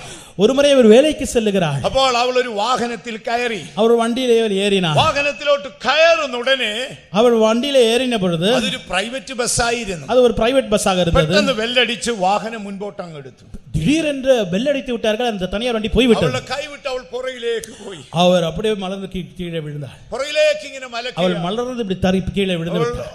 ദൈവമേ എന്ന് വിളിച്ചു. தேவனே என்று கூப்பிட்டார். പെട്ടെന്ന് ഒരു കരം വന്ന് അവളെ ഇങ്ങനെ താങ്ങി പിടിച്ചു. உடனே ஒரு கரம் வந்து அவளை தாங்கி பிடித்தது. ഇങ്ങനെ താങ്ങി പിടിച്ചു. இப்படி தாங்கி அவளை பிடித்தது. പതുക്കെ വാഹനത്തിലോട്ട് കയറ്റി. மெதுவாக அந்த வண்டியிலே ஏற்றி അവൾ ഉള്ളിൽ കയറിട്ട് തിരിഞ്ഞു നോക്കി. அவள் உள்ளே ஏறினவள் திரும்பி பார்த்தாள். ആരാണ് പിന്നിൽ നിന്ന് എന്നെ പിടിച്ചു കയറ്റി? என்னை பின்பாக என்னை தூக்கி விட்டு ആരാണ് ஏற்றியது പിടിച്ചു யார்? കയറ്റിയത്? யார் என்னை ஏற்றினது? പെട്ടെന്ന് ഈ മാസയോഗത്തിന്റെ പ്രസംഗം അവളുടെ കാതിൽ തട്ടി. உடனே அந்த மாதாந்திரத்தில் பேசின அந்த பிரசங்கம் നിന്റെ அவளுடைய காதில் എല്ലാ விழுந்தது. വഴികളിലും നിന്നെ കാക്കുവാൻ ഒരു ദൂതനോട് കൽപ്പിച്ചിട്ടുണ്ട്. உன்னுடைய எல்லா வழிகளையும் உன்னை பாதுகாக்கும்படியாக ஒரு தேவ தூதன் അവൻ നിന്നെ അവന്റെ കരങ്ങളിൽ വഹിച്ചുകൊള്ളു. அவன் அவருடைய கரங்களிலே உன்னை வரைந்து பாதுகாப்பார். ദുഃഖത്തോടും വേദനയോടും കൂടെ ദൈവസന്നിധിയിൽ വന്ന ദൈവ പൈതലേ, ദുഃഖത്തോടും വേദനയോടും ദൈവസന്നിധിയിൽ വന്നിരിക്കുന്ന தேவனுடைய பிள்ளை, നിന്റെ ബലഹീനതയിൽ ദൈവത്തിന്റെ ശക്തി തികഞ്ഞു വരും. உன்னுடைய பலவீனத்திலே தேவனுடைய வல்லமை விளங்கும். വിശ്വസിക്കുന്നവർ കരങ്ങൾ ഉയർത്തി ഒരു ഹല്ലേലൂയ പറഞ്ഞാട്ടെ. அல்லேலூயா சொல்லுங்கள். അപ്പോൾ നമ്മുടെ സൂക്ഷിപ്പ് ഇങ്ങനെയാണ്. நம்முடைய பாதுகாப்பு இவை போன்றது. ഒരു ഇടയൻ നമ്മളെ സൂക്ഷിക്കും, ஒரு மெய்ப்பன் நம்மை பாதுகாக்கிறார், ദൂതന്മാർ നമ്മളെ സൂക്ഷിക്കും, தேவ தூதர்கள் நம்மை பாதுகாக்கிறார்கள், പരിശുദ്ധാത്മാവ് നമ്മളെ സൂക്ഷിക്കും, பரிசுத்த ஆவியானவர் நம்மை பாதுகாக்கிறார், യേശുവിന്റെ രക്തം നമ്മളെ സൂക്ഷിക്കും, இயேசுவின் இரத்தம் நம்மை பாதுகாக்கிறது, ദൈവത്തിന്റെ വിശ്വസ്തത നമ്മളെ സൂക്ഷിക്കും. தேவனுடைய உண்மை நம்மை பாதுகாக்கிறது. ആർക്കെങ്കിലും ഭയമുണ്ടോ? யாருக்காவது பயம் இருக்கிறதா? ഭയമുള്ളവരുണ്ടോ ആരെങ്കിലും? பயப்படுகிறவர்கள் யாரும் இருக்கிறீர்களா? തിരുവെഴുത്തിന്റെ ആഴം നിങ്ങളുടെ ഹൃദയത്തിൽ എഴുതി ചേർത്താട്ടെ. தேவனுடைய வசனத்தின் ஆழத்தை நம்முடைய இதயத்தில் எழுதிக் கொள்ளுங்கள். അപ്പോൾ നിങ്ങളുടെ ഭയം നിങ്ങളെ വിട്ടു പോകും. அப்பொழுது அஞ்சம் விட்டு போய்விடும். മനുഷ്യനെ അലട്ടുന്ന ഏറ്റവും വലിയൊരു ശക്തി ഭയമാണ്. மனிதனை மிகவும் அவனை துன்பப்படுத்தக்கூடிய வல்லமை தான் பயம் என்பது. ഭയം ഉള്ളിടത്തോളം കാലം നിങ്ങൾ പ്രവൃത്തിയിൽ ശൂന്യരായിരിക്കും. பயம் இருக்கும் வரைக்கும் உங்களுக்கு வேலையே செய்ய முடியாது. എന്നാൽ നിങ്ങളുടെ ഭയത്തിൽ നിന്ന് നിങ്ങൾ പുറത്തു വരിക. நீங்கள் பயத்திலிருந்து வெளியே வாருங்கள். യാക്കോബ് യേശാവിനെ പേടിച്ചു. யாக்கோபு ஏசாயை பார்த்து പക്ഷേ பயப்படுகிறார். ദൂതൻ അവനെ തൊട്ടപ്പോൾ ഭയം പുറത്തുപോയി. ஆனால் தேவ தூதன் அவனை தொட்டபொழுது பயம் அவனை விட்டு போய் നീ விட்டது. ശരീരത്തിൽ ഇന്ന് കഷ്ടത്തിലാണോ വന്നിരിക്കുന്നത്? நீ சரீரத்திலே கஷ்டத்தோட நீ வந்திருக்கிறாய். മനസ്സിൽ സമാധാനം ഇല്ലാതാണോ വന്നിരിക്കുന്നത്? மனதிலே சமாதானம் இல்லாத நீ வந்திருக்கிறாய். അയ്യോ ശത്രു എന്റെ പ്രാണനെ വേട്ടയാടുമെന്ന് നീ ഭയപ്പെടുന്നുണ്ടോ? ஐயோ அந்த பகஞ்சன் சத்ரு என்னுடைய ஆத்மாவை பிராணனை எடுக்கும்படியாக வருகிறானே. എന്റെ കുടുംബത്തിൽ അനർത്ഥം വരുമെന്ന് നീ ചിന്തിക്കുന്നുണ്ടോ? என்னுடைய குடும்பத்தில் கேடு நாசம் வரப்போகிறது யோசிக்கிறாயா? ഈ രാത്രി നീ ഏറ്റു പറയണം, இந்த இரவு நீ அறிக்கை செய்ய வேண்டும். എന്റെ സൂക്ഷിപ്പ് എന്റെ ദൈവമാണ്, என்னுடைய பாதுகாப்பு என்னுடைய கர்த்தர். സകല വിശുദ്ധന്മാരുടെയും ഗണത്തിൽ ഞാൻ ഇപ്പോൾ ദൈവത്തിന്റെ കരത്തിലാണ് ഇരിക്കുന്നത്. எல்லா பரிசுத்தவான்களுடைய ஐக்கியத்தில் இருக்கிற நபர்களை நானும் பாதுகாக்கப்படுகிறேன். ഒരു ഇടയൻ എന്നെ സൂക്ഷിക്കുന്നുണ്ട്, ஒரு மெய்ப்பன் என்னை பாதுகாக்கிறார், ഒരു ദൂതൻ എന്നെ ஒரு സൂക്ഷിക്കുന്നുണ്ട്, தூதன் என்னை பாதுகாக்கிறார், പരിശുദ്ധാത്മാവ് എന്നെ സൂക്ഷിക്കുന്നുണ്ട്, பரிசுத்த ஆவியானவர் என்னை பாதுகாக்கிறார், യേശുവിന്റെ രക്തം എന്നെ സൂക്ഷിക്കുന്നുണ്ട്, இயேசுவின் இரத்தம் என்னை பாதுகாக்கிறது, അവന്റെ വിശ്വസ്തത എന്നെ സൂക്ഷിക്കുന്നുണ്ട്. அவருடைய உண்மை என்னை பாதுகாக்கிறது. ആ ക്യാപ്റ്റനാണ് എന്നെ വിശ്വസ്തനെന്ന് എണ്ണിയിരിക്കുന്നത്. அந்த அதிபதிதான் என்னை உண்மை എല്ലാ ശാപശക്തിയും വിട്ടുപോകട്ടെ, எல்லா சாபத்தின் வல்லமை என்னை விட்டு போகட்டும், എല്ലാ ശാപശക്തിയും വിട്ടുപോകട്ടെ, எல்லா சாபத்தின் வல்லமை என்னை விட்டு அகலட்டும். സിയോൻ ഇത് ദൈവം എന്നെ അനുഗ്രഹിക്കും. சீயோனில் இருந்த கர்த்தரை ஆசீர்வதிப்பார். വിശ്വസിക്കുന്നവർ വീണ്ടും കരങ്ങൾ ഉയർത്തി ശക്തിയായിട്ട് ഒരു ഹല്ലേലൂയ പറഞ്ഞാട്ടെ. சத்தத்தோடு அல்லேலூயா சொல்லுங்கள். അടുത്ത ഭാഗത്തേക്ക് നമുക്ക് കടന്നു പോകാം. அடுத்த பகுதிக்கு நாம் செல்வோம். അടുത്ത എന്താണ് അനുഗ്രഹം? அடுத்த ஆசீர்வாதம் என்ன? ഒരിക്കൽ ബൈബിളിൽ ഒരു മോൾ അപ്പനോട് ചോദിക്കുകയാണ്. ஒரு முறை ஒரு மகள் தகப்பனோடு இப்படி கேட்கிறாள். എന്താണ് പറയുന്നത്? அவள் என்ன கேட்கிறாள்? ന്യായാധിപന്മാരുടെ പുസ്തകത്തിൽ വരുമ്പോൾ நியாயாதிபதிகள் புஸ்தகம் അവിടെ പറയുന്നത്, அந்த இடத்தில் சொல்லுகிறாள், അപ്പാ എനിക്ക് ഒരു ഉറവ അനുഗ്രഹമായി തരാമോ? அப்பா ஒரு ஊற்று எனக்கு ஆசீர்வாதமாக தராவா? നീ എന്നെ തെക്കൻ ദേശത്തേക്കല്ലോ അയച്ചത്, நீர் இந்த தெற்கு தேசத்தை நான் அனுப்பிவிட்டிருக்கிறேன், എനിക്ക് ഒരു ഉറവ അനുഗ്രഹമായി തരാമോ? ஆகவே ஊற்று ஆசீர்வாதமாக எனக்கு தருவீர்களா? ന്യായാധിപന്മാരുടെ പുസ്തകം 1-ാം അധ്യായം 15-ാം വാക്യത്തിൽ വരുമ്പോൾ நியாயாதிபதிகள் 1-ாம் அதிகாரம் 15-ாம் வசனத்திலே അവിടെ അക്സ എന്ന് പറയുന്ന ഒരു പെൺകുട്ടിയെ കാണാം. அக்ஸா என்ற ஒரு பிள்ளை பார்க்கிறோம். അവൾ വന്ന് അപ്പനോട് ചോദിക്കുക, அவள் தகப்பனிடத்தில் கேட்கிறாள், അപ്പാ എനിക്കൊരു അനുഗ്രഹം തരാമോ? அப்பா எனக்கு ஒரு ஆசீர்வாதத்தை தர வேண்டும். എന്താണ് അനുഗ്രഹം? என்ன ஆசீர்வாதம்? അപ്പാ അതൊരു ഉറവയാണ്. ஒரு ஊற்றை தர வேண்டும். കാരണം എന്താ? காரணம் என்ன? ഞാൻ തെക്കൻ ദേശത്താണ് പാർക്കുന്നത്, நான் தெற்கு தேசத்தில் வசித்து வருகிறேன், നിന്റെ സിംഹാസനം ഉത്തരഗിരിയിലാണ്, உன்னுடைய சிங்காசனம் உத்தரகிரியில் இருக்கிறது, അയ്യോ, ഞാൻ അതിനെതിരാണ് പാർക്കുന്നത്. வடக்கு பக்கத்தில் நீ வாசம் பண்ணுகிறாய், நான் எதிர்பக்கத்தில் தான் வாசம் பண்ணுகிறேன். നീ നീതി കൊണ്ടും വിശുദ്ധി കൊണ്ടും ഉയർന്നവനാണ്, நீ நீதியாலும் பரிசுத்தத்தாலும் உயர்ந்தவர், ഞാൻ പാപത്താലും അനീതിയാലും ഏറ്റവും താണവനാണ്. பாவம் கொண்டும் நீதி இல்லாய்மா கொண்டு நீதி இல்லை, ஆகவே நான் கீழே இருக்கிறேன், ഞാൻ ഏറ്റവും താണവനാണ്. நான் கீழே இருக்கிற ஒரு എനിക്ക് ഒരു ഉറവ തരാമോ? எனக்கு ஒரு நீர்ப்பாய்ச்சலான இடத்தை தார். എന്താണ് ഈ ഉറവ? இந்த நீர்ப்பாய்ச்சலான இடம் என்ன? അതാ കൃപയുടെ ഉറവയാണ്. அது கிருபையினுடைய உறவிடம். ദൈവം നിന്നെ സിയോനിൽ അനുഗ്രഹിക്കുമ്പോൾ, தேவன் உன்னை சீயோனிலிருந்து ஆசீர்வதிக்கும் பொழுது ദൈവം നിനക്കൊരു ഉറവ തരികയാണ്. இதோ நீர்ப்பாய்ச்சலான இடத்தை கர்த்தர் അത് தருகிறார். കൃപയുടെ ഉറവയാണ്. அது கிருபையின் இடம். അത് പ്രാർത്ഥനയുടെ ശക്തിയാണ്. പ്രാർത്ഥിക്കുന്ന ശക്തി. அது ஜெபிக்கிற வல்லமை. അതുകൊണ്ടാണ് സങ്കീർത്തനത്തിൽ എഴുതിയിരിക്കുന്നത്. அதற்கு நாம் சங்கீதத்தில் வாசிக்கிறோம். 67-ാം സങ്കീർത്തനം 1-2 വാക്യങ്ങളിൽ വരുമ്പോൾ 67-ாம் சங்கீதம் 1-ாம் 2-ாம் வசனத்தை வாசிக்கும் பொழுது അവിടെ ഇങ്ങനെ എഴുതിയിരിക്കുന്നു, அங்கே இப்படி வாசிக்கிறோம், യഹോവ തന്റെ ജനത്തിന് കൃപ നൽകി അനുഗ്രഹിക്കട്ടെ. கர்த்தர் அவருடைய ஜனத்துக்கு கிருபை தந்து ஆசீர்வதிப்பாராக. தேவனே பூமியில் உடைய வழியும் எல்லா ஜாதிகளுக்குள்ளும் உடைய இரட்சணியும் விளங்கும்படியாய் தேவரீர் எங்களுக்கு இறங்கி எங்களை ஆசீர்வதித்து உம்முடைய முகத்தை எங்கள் மேல் பிரகாசிக்க பண்ணும். ദൈവത്തിന് മഹത്വം ഉണ്ടാകട്ടെ. கர்த்தருக்கு உம்முடைய மகிமை உண்டாகட்டும். അവിടെ കൊടുത്തിരിക്കുന്നു നിന്റെ മുഖത്തെ എന്നിൽ പ്രകാശിപ്പിക്കണം. கர்த்தாவே உம்முடைய முகத்தை எங்களிடத்திலே பிரகாசிக்க பண்ணும். മലയാള ബൈബിളിൽ എഴുതിയിരിക്കുന്നു നിന്റെ കൃപ എന്നിൽ പ്രകാശിപ്പിക്കണം. மலையாள பைபிளிலே உம்முடைய கிருபை எங்களை பிரகாசிக்க பண்ணட்டும். നിന്റെ കൃപ എന്നിൽ പ്രകാശിപ്പിക്കണം. கர்த்தாவே உம்முடைய கிருபை எங்களில் பிரகாசிக்க பண்ணும். എത്ര പേർ ആഗ്രഹിക്കുന്നു? எத்தனை பேர் அப்படி ஆசைப்படுகிறீர்கள்? അങ്ങനെ ഒരു ഉറവ എനിക്ക് തരാമോ? கர்த்தாவே அப்படிப்பட்ட ஒரு ஊற்றை எனக்கு தாரும். ഞാൻ തെക്കൻ ദേശത്താണ് പാർക്കുന്നത്. நான் தெற்கு தேசத்திலே வசித்து வருகிறேன். എനിക്ക് ജീവിപ്പാൻ നിന്റെ കൃപ വേണം. நான் வாழ்க்கை செய்வதற்கு உம்முடைய கிருபை தேவைப்படுகிறது. ദൈവത്തിന്റെ കൃപ കൊടുത്തല്ലോ. உம்முடைய கிருபை எனக்கு தந்தீரே. നോഹയ്ക്ക് നീ ദൈവ കൃപ കൊടുത്തു. നോവയ്ക്ക് ഉம்முடைய கிருபை தந்தீரே. ദാവീദിനോട് നീ നിശ്ചല കൃപ ചെയ്തല്ലോ. ദാവീദിற்கு മാറാத கிருபையை தந்தீரே. എനിക്കൂടെ ഉറവ തരാമോ? எனக்கும் நீர்ப்பாய்ச்சலான இடத்தை എത്ര പേര് ആഗ്രഹിക്കുന്നു? எத்தனை பேர் அப்படி ஆசைப்படுகிறீர்கள்? എനിക്കൂടെ ഒരു ഉറവ തരാമോ? கர்த்தாவே எனக்கும் நீர்ப்பாய்ச்சலான இடத்தை தருவீரா? പ്രാണൻ വളരെ വരണ്ട് ഉണങ്ങിയിരിക്കുകയാണ്. என்னுடைய ஆத்மா இதோ விடாய்த்து இருக்கிறது. നീ വിശുദ്ധി കൊണ്ട് വളരെ ഉയരത്തിലാണ്. பரிசுத்தத்தில் உன்னதர். അയ്യോ ഞാൻ അതിനെതിരെ ദിശയിലാണ് പാർക്കുന്നത്. நானோ எதிர்மறையான ஒரு இடத்தில் வசிக்கிறேன். ഒരു ഉറവ എനിക്ക് തരണം. கர்த்தாவே ஊற்றை எனக்கு திறந்து தாரும். നിന്റെ അനുഗ്രഹമാണ്. அது உன்னுடைய ஆசீர்வாதம். ആ ഉറവ നിനക്ക് കൃപ നൽകട്ടെ. அந்த ஆசீர்வாதம் உனக்கு கிருபை தருகிறது. ആ കൃപ നിന്നെ നിത്യതയ്ക്കായി ഒരുക്കട്ടെ. அந்த கிருபை நித்தியம் வரை உன்னை நடத்தட்டும். ആ കൃപ നിനക്ക് പ്രാർത്ഥനാ ജീവിതം തരട്ടെ. அந்த கிருபை உனக்கு ஜெப வாழ்க்கையை தரட்டும். പൗലോസ് ദൈവത്തോട് പ്രാർത്ഥിച്ചു. பவுல் தேவனிடத்தில் பேசுகிறார். ആ കഷ്ടം ഒന്ന് മാറ്റി തരാമോ? கர்த்தாவே அந்த வேதனை மாற்றி தாரும். അപ്പോൾ കർത്താവ് എന്തു പറഞ്ഞു? கர்த்தர் என்ன சொன்னார்? എന്റെ കൃപ നിനക്ക് മതി. என் கிருபை உனக்கு போதும். എന്റെ കൃപ നിനക്ക് മതി. என் கிருபை உனக்கு போதும். നമുക്ക് കർത്താവിനോട് പറയാം. நாம் கர்த்தரிடத்தில் சொல்வோமாக, എന്നെ നീ അനുഗ്രഹിക്കണം. கர்த்தாவே என்னை ஆசீர்வதியும். സിയോൻ നീ എന്നെ അനുഗ്രഹിക്കണം. சீயோனே ஆசீர்வதியும். ആ അനുഗ്രഹം നിനക്ക് കൃപയായി തീരട്ടെ. அந்த ஆசீர்வாதம் கிருபையாக உனக்கு வரட்டும். സമയം അവസാനിക്കും. നമുക്ക് അടുത്ത ഭാഗത്തേക്ക് പോകാം. நேரம் முடிந்து வருகிறது. அடுத்த பாகத்துக்கு போவோம். അടുത്തതായിട്ട് എന്താണ് അനുഗ്രഹം? அடுத்த பகுதியில என்ன ஆசீர்வாதம்? 1 ദിനവൃത്താന്ത പുസ്തകം 4-ാം അധ്യായം 10-ാം വാക്യം വായിക്കുമ്പോൾ 1 நாளாகமம் 4-ാം அதிகாரம் 10-ാം வசனத்தை വാசிக்கும் பொழுது അവിടെ നമുക്ക് ഒരുവനെ കാണാം. அந்த இடத்திலே ஒரு நபரை பார்க்கிறோம். അവന്റെ പേര് എബ്രേസ് എന്നാണ്. அவருடைய பேர் யாபேஸ். അവൻ ദൈവത്തോട് പറയുകയാണ്, அவன் தேவனை பார்த்து சொல்லுகிறான், നീ എന്നെ അനുഗ്രഹിച്ച് എന്റെ അതിരുകളെ വിശാലപ്പെടുത്തി തരണമേ. தேவரீர் என்னை ஆசீர்வதித்து என் எல்லையை பெரிதாக்கி എന്റെ അതിരുകളെ വിശാലപ്പെടുത്തണമേ. என் எல்லைகளை பெரிதாக்கும். സിയോനിന്ന് ദൈവം നിങ്ങളെ അനുഗ്രഹിക്കട്ടെ. சீயோனிலிருந்து கர்த்தர் உங்களை ஆசீர்வதிப்பாராக. നിങ്ങളുടെ അതിരുകളെ വിശാലപ്പെടുത്തട്ടെ. உங்கள் எல்லைகள் பெரிதாகட்டும். പാപത്തിന്റെ ഇടുക്കത്തിൽ നിന്ന് ദൈവം നിന്നെ വിടുവിക്കട്ടെ. பாவத்தின் நெருக்கத்திலிருந்து கர்த்தர் உங்களை விடுவிப்பாராக. നീതിയുടെ വിശാലതയിലേക്ക് ദൈവം നിന്നെ കൊണ്ടുവരട്ടെ. நீதி என்ற விசாலமான இடத்தில் கர்த்தர் கொண்டு வருவாராக. ദാരിദ്ര്യത്തിന്റെ ഇടുക്കത്തിൽ നിന്ന് ദൈവം നിന്നെ വിടുവിക്കട്ടെ.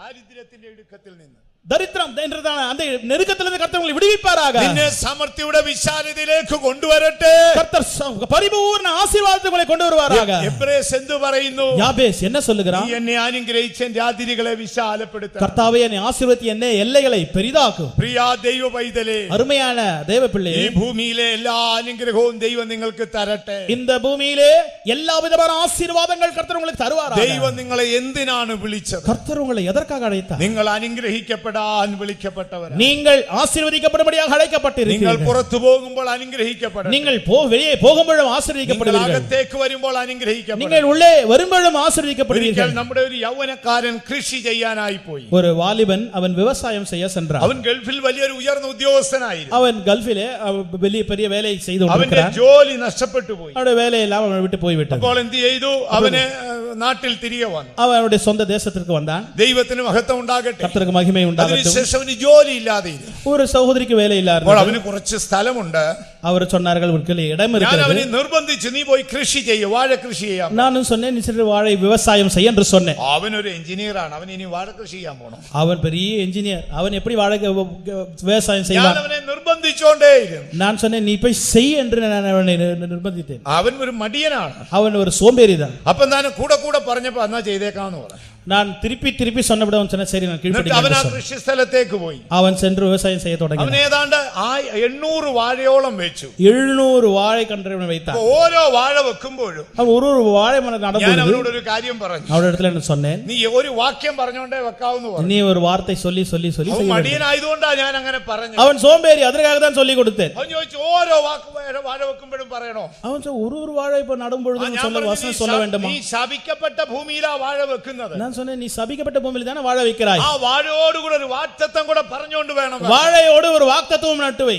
അവൻ ഓരോന്നും എടുത്ത് കുഴിയിൽ വെച്ചു. அவன் ஒன்றொன்றும் குறியில் எடுத்து வைக்க അവൻ தொடங்கி. പറയാൻ തുടങ്ങി. அவன் சொல்ல தொடங்கி, നീ പുറത്തു പോകുമ്പോഴും അകത്ത് വരുമ്പോഴും നീ അനുഗ്രഹിക്കപ്പെടും. நீ வெளியே போகும்போதும் ஆசீர்வதிக்கப்பட்டிருப்பாய், உள்ளே வரும்போதும் நீ ஆசீர்வதிக்கப்படுவாய். ബാലസിംഹങ്ങൾ ഇര കിട്ടാതെ വിശന്നിരിക്കും. சிங்கங்கள் உணவில்லாமல் போகும். എന്നാൽ ബാലസിംഹങ്ങൾ ഇര കിട്ടാതെ വിശന്നിരിക്കും. சிங்கங்கள் அதற்கு இல்லாமல் போகும். എന്നാൽ ദൈവത്തെ അന്വേഷിക്കുന്നവർക്ക് ഒരു നന്മയ്ക്കും കുറവില്ല. ஆனால் தேவனை தேடுறவர்களுக்கு ஒரு நன்மைக்கும் குறைவு வராது. അവൻ ഓരോന്നും ഏറ്റു പറഞ്ഞുകൊണ്ട് വെച്ചോണ്ടിരുന്നു. ஒரு வார்த்தை வாக்குத்தத்தங்களை வைத்தவன் நட்டு கொண்டு കഴിഞ്ഞ വാഴക്കൊലയെല്ലാം വളരെ വലുതായി. வாழைகள் எல்லாம் வளர்ந்து பெரிதாகிறது. അവസാനം അവൻ അതിന്റെ 800 വാഴയും വെട്ടിയെടുത്തു. கடைசியிலே 700 வாழை நன்றாக விளைந்தது. ഒരു കൊല പോലും നഷ്ടപ്പെട്ടു. ஒரு கொலை கூட அது நஷ்டமாக போகவில்லை. അവൻ ആ പണം കൊടുത്ത് അടുത്ത സ്ഥലം വാങ്ങി. அந்த பணத்தை வைத்து வேறொரு இடத்தில் வாங்கி விட்டான். വന്നു പറയാ, പാസ്റ്റപ്പച്ചാ, அவன் இடத்தில் ஓடி வந்து சொன்னான், பாஸ்டர் அவர்களே, അങ്ങയോട് വളരെ നന്ദിയുണ്ട്. உங்களை ரொம்ப நன்றி சொல்லுகிறேன். ഞാൻ ഗൾഫിൽ 3 ലക്ഷം രൂപ ശമ്പളത്തിൽ ജോലി ചെയ്ത ആളാണ്. 3 லட்சங்கள் எனக்கு சம்பளமாக இருந்தது கல்ஃபிலே. പക്ഷേ എനിക്ക് 1 സെന്റ് സ്ഥലം വാങ്ങാൻ ഒത്തില്ല. ஆனால் 1 சென்ட் கூட எனக்கு வாங்க முடியாமல் இருந்தது. ഞാൻ ആ സമീപത്തെ സ്ഥലം മുഴുവൻ വാങ്ങി. ஆனால் இப்போ அந்த இடத்தை எல்லாம் பக்கத்தில் இருந்த இடத்தை எல்லாம் வாங்கி விட்டேன். ഞാൻ ചോദിച്ചു, എങ്ങനെ സംഭവിച്ചു? நான் சொன்னேன், எப்படி இதெல்லாம் ഞാൻ நடந்தது? ഓരോ വാഴവിത്ത് വെക്കുമ്പോഴും വചനം പറഞ്ഞുകൊണ്ടേ. வாழை மரத்தை நடும்பொழுதெல்லாம் நீர் சொன்னது യേശു നിങ്ങളെ എന്തിനാണ് വിളിച്ചത്? இயேசு உங்களை எதற்காக அழைத்தார்? നിങ്ങൾ ഭൂമിയിൽ അനുഗ്രഹിക്കപ്പെടാൻ. இந்த பூமியிலே நீங்கள் ஆசீர்வதிக்கப்படும்படியாக. വിളിക്കുന്നവൻ വിശ്വസ്തനാണ്. உங்களை அழைக்கிறவர் உண்மையுள்ளவர். ദൈവം മനുഷ്യനെ വിളിക്കുന്നു. தேவன் மனிதனை கூப்பிடுகிறார். എന്തിനു വേണ്ടി വിളിക്കുന്നു? எதற்காக அழைக்கிறார்? ഒന്ന്, ക്രിസ്തുവിന്റെ സമാധാനം നിങ്ങളുടെ ഹൃദയത്തിൽ വാഴുവാൻ. ஒன்று, இயேசு கிறிஸ்துவின் சமாதானம் உங்கள் வாழ்க்கையிலே ஆளுகை செய்யும்படியாக. രണ്ട്, ഭൂമിയിൽ നിങ്ങൾ അനുഗ്രഹിക്കപ്പെടുവാൻ. இரண்டாவது, பூமியிலே நீங்கள் ஆசீர்வதிக்கப்படும்படியாக. സമാധാനത്തിനെതിരെ നിൽക്കുന്ന ബാബേലിനെ ശാസിക്കുവീൻ. உங்களுடைய சமாதானத்துக்கு விரோதமாக கிரியை செய்கிற பாபேலை கடிந்து നിന്റെ கொள்ளுங்கள். അനുഗ്രഹത്തിനെതിരായി നിൽക്കുന്ന എരികോവിനെ ശാസിക്കുവീൻ. உங்கள் ஆசீர்வாதத்துக்கு விரோதமாக எழும்பியிருக்கிற அந்த எரிகோவை கடிந்து கொள்ளுங்கள். എബ്രേസിന്റെ ജീവിതത്തെ വിശാലപ്പെടുത്തിയ ദൈവം, யாபேசின் வாழ்க்கையை பெரிதாக்கிய கர்த்தர், നിശ്ചയമായി നിന്റെ ദാരിദ്ര്യത്തിൽ നിന്ന് ദൈവം നിന്നെ വിടുവിക്കും. உண்மையாகவே உன்னுடைய தரித்திரத்திலிருந்து கர்த்தர் உன்னை ஆசீர்வதிப்பார். നിന്നെ പാപത്തിന്റെ ഇടുക്കത്തിൽ നിന്ന് വിടുവിക്കും. உன்னுடைய பாவத்தின் எளிமையிலிருந்து கர்த்தர் உன்னை விடுவிப்பார். വിളിക്കുന്ന ദൈവം വിശ്വസ്തൻ. அழைக்கிற தேவன் உண்மை உள்ளவர். ഒരു നിമിഷം നമുക്ക് നമ്മുടെ കണ്ണുകൾ അടയ്ക്കാം. ஒரு நிமிடம் நம்முடைய கண்கள் அடைப்போம். കർത്താവിന്റെ പാദപീഠത്തിൽ നമുക്ക് അടുത്തിയല്ല. தேவனுடைய சமூகத்தில் தேவனுடைய பாதத்தை കഴിയുന്നിടത്തോളം എല്ലാവരും ഒന്ന് മുഴങ്കാൽമേൽ ഇരുന്നാൽ முடியும் என்று சொன்னால் தயவு செய்து முழங்கால் ദയവായി ദൈവ സാന്നിധ്യം നാം നഷ്ടപ്പെടുത്തരുത്. தயவு செய்து தேவனுடைய சமூகத்தை നമുക്ക് നമ്മുടെ കർത്താവായ യേശുവിന്റെ മുഖം ധ്യാനിക്കാം. தேவனுடைய கர்த்தராக இயேசு கிறிஸ்து முகத்தை பார்ப்போமாக. വചനം ഏറ്റുപറയാം. இந்த വசനத்தை அறிக்கை செய்வோமாக. ആരാണ് നിങ്ങളെ വിളിച്ചത്? உங்களை அழைத்தவர் யார்? നിങ്ങൾ വിശ്വാസത്തോടെ ഏറ്റുപറയുവീൻ. நீங்கள் விசுவாசத்தோடு அறிக்கை செய்யுங்கள். എന്നെ വിളിക്കുന്ന ദൈവം വിശ്വസ്തൻ. என்னை அழைக்கிற தேவன் உண்மை உள்ளவர். അതരമടച്ചു മൗനമായിരിക്കരുത്. யாரும் வாயை மூடி அமைதியாக இருக்காதீர்கள். നിന്റെ ജീവിതത്തിന്റെ വിലപ്പെട്ട നാളുകളാണ്. உங்களுடைய வாழ்க்கையிலே மிகவும் முக்கியமான நாட்கள். ആകയാൽ ഈ ദിനത്തിങ്കൽ നീ ദൈവത്തിങ്കലേക്ക് മടങ്ങി വരിക. ஆகவே இந்த நாட்களிலே தேவனோடு நீ கிட்டி ദൈവം சேருவாயாக. നിന്നെ വിളിക്കുന്നു. கர்த்தர் உன்னை கூப்பிடுகிறார். ദാ സൂര്യൻ അസ്തമിക്കാറായി. இதோ சூரியன் அஸ்தமிக்க போகிறது. കൃപയുടെ വാതിൽ അടയാറായി. கிருபையுடைய வாசல் அடைபெற നീ போகிறது. ദൈവത്തിങ്കലേക്ക് മടങ്ങി വരിക. நீ தேவனை நோக்கி ஓடி வா. നിന്റെ യേശുവിന്റെ സമാധാനം നിന്റെ ഹൃദയത്തിൽ വാഴട്ടെ. தேவனுடைய சமாதானம் இருதயத்தை ஆளுகை செய்வதாக. നീ ഭൂമിയിൽ അനുഗ്രഹിക്കപ്പെടട്ടെ. பூமியில் ஆசீர்வதிக்கப்படுவாயாக. നിന്നെ വിളിച്ച ദൈവം വിശ്വസ്തൻ. உன்னை அழைத்த தேவன் உண்மை உள்ளவர். ആ അനുഗ്രഹം നിന്റെ വിടുതലാ. அந்த ஆசீர்வாதம் உனக்கு உன்னுடைய விடுதலை. ഈ രാത്രി ആ വിടുതൽ പ്രാപിച്ചാൽ இன்றிரவு அந்த விடுதலை நீ ആ பெற்றுக்கொள். അനുഗ്രഹം നിന്റെ വിടുതലാ. அந்த ஆசீர்வாதம் உன்னுடைய விடுதலை. ആ അനുഗ്രഹം നിന്റെ ശരീരത്തിന്റെ ശക്തിയാ. அது உன்னுடைய வாழ்க்கையிலே உன்னுடைய சரீரத்திலே ആ பலமா. അനുഗ്രഹം നിന്റെ മനസ്സിന്റെ സമാധാനമാ. அந்த ஆசீர்வாதம் உன்னுடைய மனதிலே சமாதானம். ആ അനുഗ്രഹം ദൈവത്തിന്റെ സൂക്ഷിപ്പ്. அந்த ஆசீர்வாதம் உன்னுடைய பாதுகாப்பாகும். ആ അനുഗ്രഹം നിന്റെ ഉറവയോ. அந்த ஆசீர்வாதம் உன்னுடைய ஊற்றாகும். ആ അനുഗ്രഹം നിന്റെ സമൃദ്ധിയോ. அது உன்னுடைய சமர்த்தியாக ഈ இருக்கிறது. രാത്രി നമുക്ക് ആ വചനം ഏച്ചു പറയാ. அந்த வசனத்தை நாம் அறிக்கை செய்வோம். എല്ലാവരും വലത് കരങ്ങൾ ഉയർത്തിപ്പിടിച്ച எல்லாரும் വലது കരത്തെ ഉയർത്തി പിടി. ആത്മാവ് നമ്മുടെ മധ്യ ശക്തിയായി വ്യാപരിച്ചുകൊണ്ടിരിക്കും. ஆவியானவர் வல்லமையாக மத்தியிலே கிரியை செய்து கொண்டிருக்கிறார். നമുക്ക് ആ ശക്തിയോടെ ഏച്ചു പറയാ. முழு பலத்தோடு நீங்கள் சொல்லுங்கள். എല്ലാവരും ശക്തിയോടെ ഏറ്റു പറഞ്ഞാൽ முழு பலத்தோடு அறிக்கை செய்யுங்கள். എന്നെ വിളിച്ച ദൈവം വിശ്വസ്തൻ. என்னை அழைத்த தேவன் உண்மை உள்ளவர். എന്നെ വിളിച്ച ദൈവം വിശ്വസ്തൻ. என்னை அழைத்த தேவன் உண்மை എന്റെ உள்ளவர். സമാധാനം യേശുവിന്റേതാണ്. என்னுடைய சமாதானம் இயேசுவின் എന്റെ சமாதானம். അനുഗ്രഹം യേശുവിന്റേതാണ്. என்னுடைய ஆசீர்வாதம் இயேசுவின் ஆசீர்வாதம். ഭയപ്പെടുത്തുന്ന യേശാവിന്റെ ശക്തിയെ என்னை பயப்படுத்துகிற ஏசாவின் வல்லமை നിന്നെ ഞാൻ യേശുവിന്റെ നാമത്തിൽ ശാസിക്കുന്നു. இயேசுவின் நாமத்தில் உன்னை கடிந்து கொள்கிறேன். എന്റെ ശരീരത്തിന് വിരോധമായി യുദ്ധം ചെയ്യുന്ന ശക്തിയെ சரீரத்தின் விரோதமாக கிரியை செய்கிற வல்லமையே യേശുവിന്റെ നാമത്തിൽ നിന്നെ ശാസിക്കുന്നു. இயேசுவின் நாமத்தில் உன்னை கடிந்து கொள்கிறேன். എന്നോട് യുദ്ധം ചെയ്ത ദുഷ്ടന്റെ തീയമ്പുകളെ என்னை கெடுத்துக்களை என்னை கெடுக்க பார்க்கிற அந்த துஷ்டனுடைய அம்புகளே യേശുവിന്റെ നാമത്തിൽ നിന്നെ ശാസിക്കുന്നു. இயேசுவின் நாமத்தில் உன்னை கடிந்து கொள்கிறேன். എന്റെ ഉറവകളിൽ മണ്ണ് വാരിയിടുന്ന ദുഷ്ടശക്തിയെ என்னுடைய நீர்ப்பாய்ச்சல் இடத்திலே மண்ணை போடுகிற നിന്നെ യേശുവിന്റെ നാമത്തിൽ ശാസിക്കുന്നു. இயேசுவின் நாமத்தில் உன்னை கடிந்து கொள்கிறேன். എന്റെ ഭൗമിക സമ്പത്തുകളെ തൊടുന്ന സാത്താനെ, எழுத்தின்படியான ஆசீர்வாதத்தை பிடிக்க பார்க்கிற பிசாசே, എന്റെ തൊഴിൽശാലകളെ തൊടുന്ന സാത്താനെ, என்னுடைய ஆடுகளை மாடுகளை தொடுகிற பிசாசே, എന്റെ കുഞ്ഞുങ്ങളെ നന്മയെ തൊടുന്ന സാത്താനെ, என்னுடைய பிள்ளைகளின் ஆரோக்கியத்தை தொடுகிற பிசாசே, എന്റെ ബിസിനസിനെ തൊടുന്ന സാത്താനെ, வியாபாரத்தை தொடுகிற பிசாசே, യേശുവാണ് എന്റെ അതിരുകളെ വിശാലപ്പെടുത്തിയത്. இயேசுதானே எல்லைகளை பெரிதாக்கினார். യേശു എന്റെ ഇടയനാണ്. இயேசு என்னுடைய மேய்ப்பராக இருக்கிறார். ദൂതന്മാർ എന്നോട് കൂടെയുണ്ട്. தேவ தூதர்கள் என்னோடு கூட இருக்கிறார்கள். നമുക്ക് ദൈവവചനം ഏറ്റു പറഞ്ഞുകൊണ്ടിരിക്കാം. தேவனுடைய வசனத்தை நாம் எடுத்து ആരും അലസരായിരിക്കരുതേ. மௌனமாக இருக்காதீர்கள். നിങ്ങളുടെ അതരം അടയ്ക്കരുതേ. நீங்கள் வாய மூடி നിന്റെ இருக்காதீர்கள். ജീവിതത്തിന്റെ പ്രധാനപ്പെട്ട ദിവസമാണ്. உங்களுடைய வாழ்க்கையிலே மிகவும் முக்கியமான இடம் இது. ഇന്ന് നീ ആ സാത്താനെ ജയിച്ചാൽ എന്നേക്കുമായി ജയിക്കും. இன்றைக்கு நீ பிசாசை ஜெயிப்பாய் என்று சொல்ற வாழ்க்கையிலே நீ என்றைக்கும் நீ ஜெயிப்பாய். പരിശുദ്ധാത്മാവിന്റെ ഹൃദയങ്ങൾ ഏൽപ്പിച്ചു കൊടുത്താൽ, பரிசுத்த ஆவியானவருடைய இருதயத்தை ஒப்புக்கொடுங்க. വിശ്വാസത്തോടെ വചനം ഏറ്റുപറഞ്ഞാൽ விசுவாசத்தோட வசனத்தை அறிக்கை എല്ലാ செய்யுங்க. പിശാചിന്റെ കോട്ടകളും തകരട്ടെ. பிசாசின் வல்லமை தகரணும். എല്ലാ ബാബേലിന്റെ ചങ്ങലകളും അഴിയട്ടെ. பாபேலின் சங்கலிகள் அறுந்து விழட்டும். എല്ലാ എരികോവും ഇടിയട്ടെ. எல்லா எரிகோவின் வல்லமை கோட்டைகள் യേശു ജീവിക്കുന്നതുകൊണ്ട് ഞാൻ ജീവിക്കുന്നു. ஜீவிக்கிறார், ஆகவே நானும் ஜீவிக்கிறேன். യേശു ജീവിക്കുന്നതുകൊണ്ട് ഞാൻ ജീവിക്കുന്നു. இயேசு ஜீவிக்கிறார், ஆகையால் நானும் ஜீவிக்கிறேன். പരിശുദ്ധാത്മാവിന്റെ ഹൃദയങ്ങൾ ഏൽപ്പിച്ചു കൊടുത്താൽ பரிசுத்த ஆவியானவர் ஹிருதயத்தை ஒப்புக்கொடுங்க. വചനം ഏറ്റു പറഞ്ഞുകൊണ്ടേ ഇരിക്കണം. வசனத்தை அறிக்கை செய்து கொண்டே இருங்க. യേശുവിന്റെ സാന്നിധ്യം പന്തലിലുണ്ട്. இயேசுவின் மகிமை சமூகம் இந்த பந்தலிலே இருக்கு. യാക്കോബിനെ തൊട്ടതുപോലെ അനേകരെ ദൂതന്മാർ തൊട്ടുകൊണ്ടിരിക്കുന്നു. யாக்கோபை தொட்டது போல தேவ தூதர்கள் அநேகரை தொட்டுக் கொண்டிருக்கிறார்கள். യേശു തൊട്ടതുപോലെ അനേകരെ തൊട്ടുകൊണ്ടിരിക്കുന്നു. இயேசு தொட்டது போல அநேகரை தொடுகிறார். യേശുവിന്റെ രക്തം നമ്മുടെ മധ്യേ ഒഴുകിയെത്തുന്നു. இயேசுவின் ரத்தம் இதோ நம்ம மத்தியிலே பாய்ந்து வந்து சேருகிறது. പരിശുദ്ധാത്മാവ് പ്രാവ് പോലെ നമ്മുടെ മധ്യേ പറക്കുന്നു. புறாவினை போல அவர் பறந்து கொண்டிருக்கிறார். അവന്റെ വിശ്വസ്തത നമുക്ക് ചുറ്റും നിൽക്കുന്നു. அவருடைய உண்மை இதோ நம்மை சுற்றிலும் இருக்கிறது. ദൈവം നിന്നെ വിളിക്കുന്നു. கர்த்தர் உன்னை அழைக்கிறார். സുവിശേഷത്താൽ നിന്നെ വിളിക്കുന്നു. சுவிசேஷத்தால் அழைக்கிறார். നീ അനുഗ്രഹിക്കപ്പെടട്ടെ. நீ ஆசீர்வதிக்கப்படு. സിയോൻ, ഇത് ദൈവം നിന്നെ അനുഗ്രഹിക്കട്ടെ. சீயோனில் கர்த்தர் உன்னை ஆசீர்வதிப்பாராக. സിയോൻ, ഇത് ദൈവം നിന്നെ അനുഗ്രഹിക്കട്ടെ. சீயோனில் கர்த்தர் உன்னை നീ ஆசீர்வதிப்பாராக. സകല ജാതികൾക്ക് ഒരു അനുഗ്രഹമായി நீ எல்லா തീരട്ടെ. ஜாதிகளுடன் நீ ഈ ஆசீர்வதிக்கப்படுவாய். വചനങ്ങളാൽ ദൈവം നമ്മെ അനുഗ്രഹിക്കും. இந்த வசனங்களை கர்த்தர் நம்மை ஆசீர்வதிப்பாராக. இயேசுவே என்னை நீர் ஆசீர்வதியும், சௌக்கியமிந்திடும் நான் நம்பி வந்தேனே. இயேசுவே என்னை நீர் ஆசீர்வதியும், சௌக்கியமிந்திடும் நான் நம்பி வந்தேனே. இன்றும் என்றும் மாறிடாத இயேசுவே, ஜீவனின் நீரெல்லாம் அன்பினாய். என்றும் என்றும் மாறிடாத இயேசுவே, ஜீவனின் நீரெல்லாம்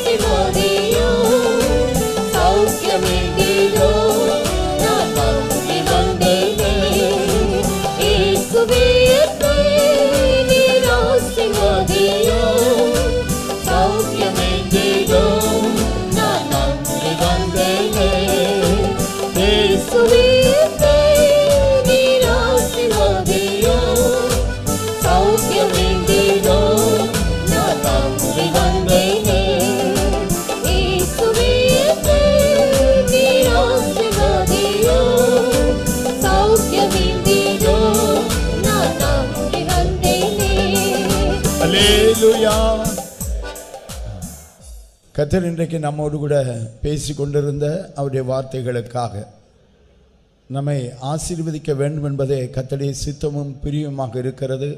அதற்காகவே நாம் அழைக்கப்பட்டிருக்கிறோம் என்று கர்த்தர் நம்மோடு பேசின அவருடைய வார்த்தைகளுக்காக நாம் அவரை நன்றியோடு கூட நாம் ஸ்தோத்தரிப்போம். Praise the Lord, praise the Lord, praise the Lord, praise the Lord, praise the Lord. Hallelujah, hallelujah, hallelujah. Praise the Lord, praise the Lord, praise the Lord, praise the Lord, praise the Lord, praise the Lord, praise the Lord, praise the Lord.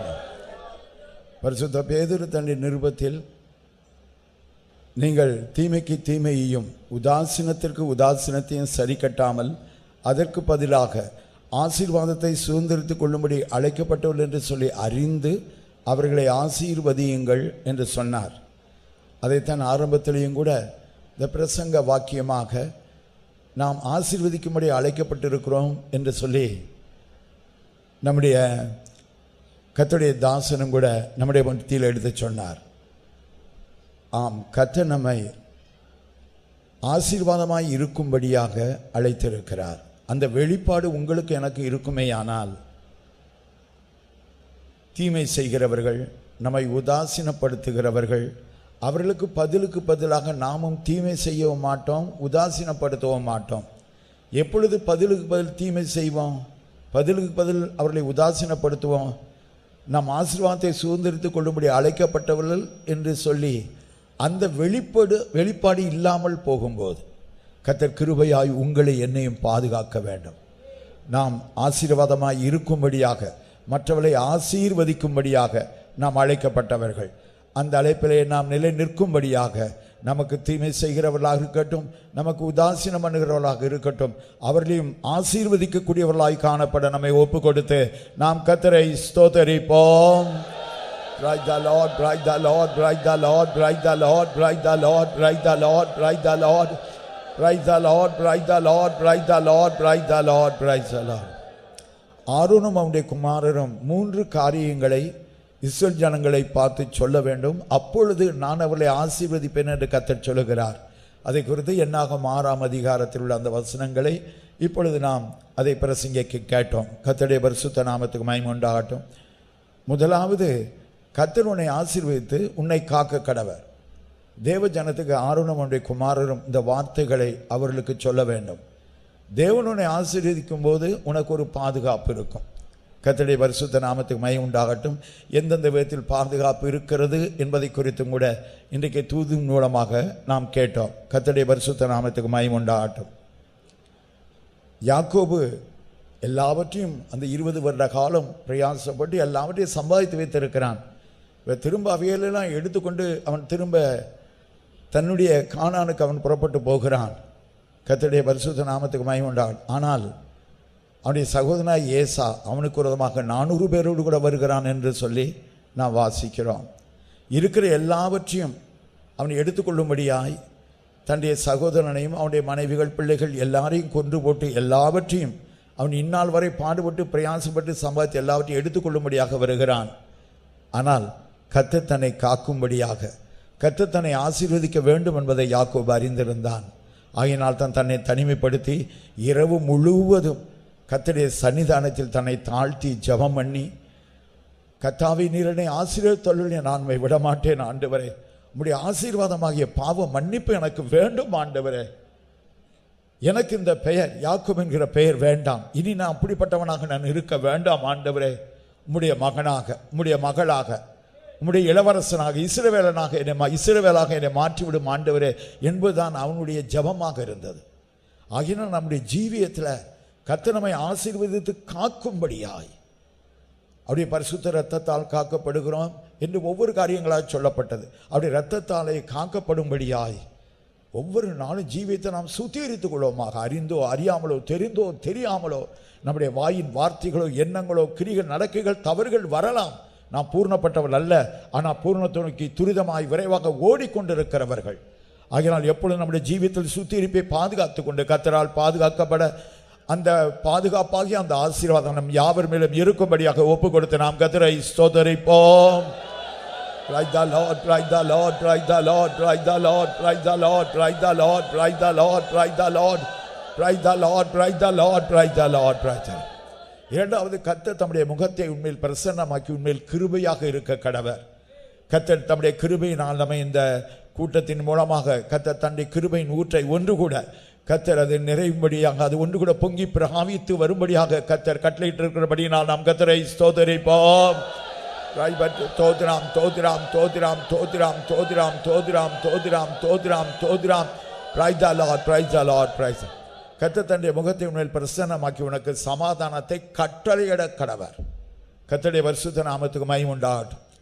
அந்த சமாதானத்தின் காரியங்களை முதலாம் கூட்டத்தில் நாம் மிக தெளிவாக நாம் கேள்விப்பட்டோம். கர்த்தர் அந்த சமாதானத்தை எல்லாம் கர்த்தர் கட்டளையிட்டிருக்கிறபடியினால் நாம் கர்த்தரை ஸ்தோத்திரிப்போம். Praise the Lord, praise the Lord, praise the Lord, praise the Lord, praise the Lord, praise the Lord, praise the Lord, praise the Lord, praise the Lord, praise the Lord, praise the Lord, praise the Lord.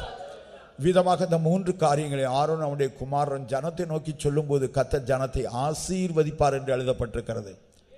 கர்த்தருடைய ஊழியக்காரனாகிய நானும் கூட அதற்கு முன்னாக ஜோசும் கூட அந்த காரியங்களை இப்படி சமூகத்தில் முன்பாக எல்லாவற்றையும் சொன்னார்கள். அந்த காரியங்களின் முகாந்திரமாக அவைகளை நீங்கள் அந்த மூன்று காரியங்களை சொல்லி உங்களை ஆசீர்வதித்திருக்கிறபடினால் கர்த்தர் உங்களை ஆசீர்வதித்து உங்களை ஆவிக்குரிய பிரகாரமும் சரீர பிரகாரமும் எல்லாவற்றையும் தன்னை நிறைவே கட்டளையிடுவார். அதற்காக நாம் ஆண்டவரை ஸ்தோத்திரிப்போம். Praise the Lord, praise the Lord, praise the Lord, praise the Lord, praise the Lord, praise the Lord, praise the Lord, praise the Lord. தம்முடைய வசனத்தை பேசும்படியாய் தம்முடைய தாசனை கர்த்தர் பலப்படுத்தி இருந்தபடினால் நாம் ஆண்டவரை நன்றியோடு கூட நாம் ஸ்தோத்திரிப்போம். Praise the Lord, praise the Lord, praise the Lord, praise the Lord, praise the Lord, praise the Lord. திரியேக தேவனுக்கு எல்லா துதி கன மகிமையை தந்து நாம் அவரை ஸ்தோத்திரிப்போம். Praise the Lord, praise the Lord, praise the Lord. ஜெபம்.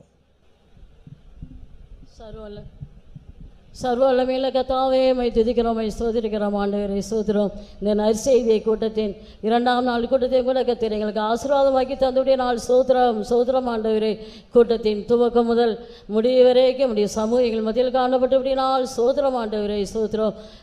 பாட்டின் பகுதியெல்லாம் ஆசீர்வதித்து பாடி மகிழ்ந்து ஆவியிலே கழிவுற சந்தோஷப்பட உதவி செய்ய நாள் ஸ்தோத்திரம். இந்த கூட்டத்துக்கு வரக்கூடியதான தேவனுடைய ஜனங்கள் புதிய ஆத்துமாக்களை நம்முடைய சமூகத்தில் கூட்டி சேர்த்தபடிய நாள் ஸ்தோத்திரம்.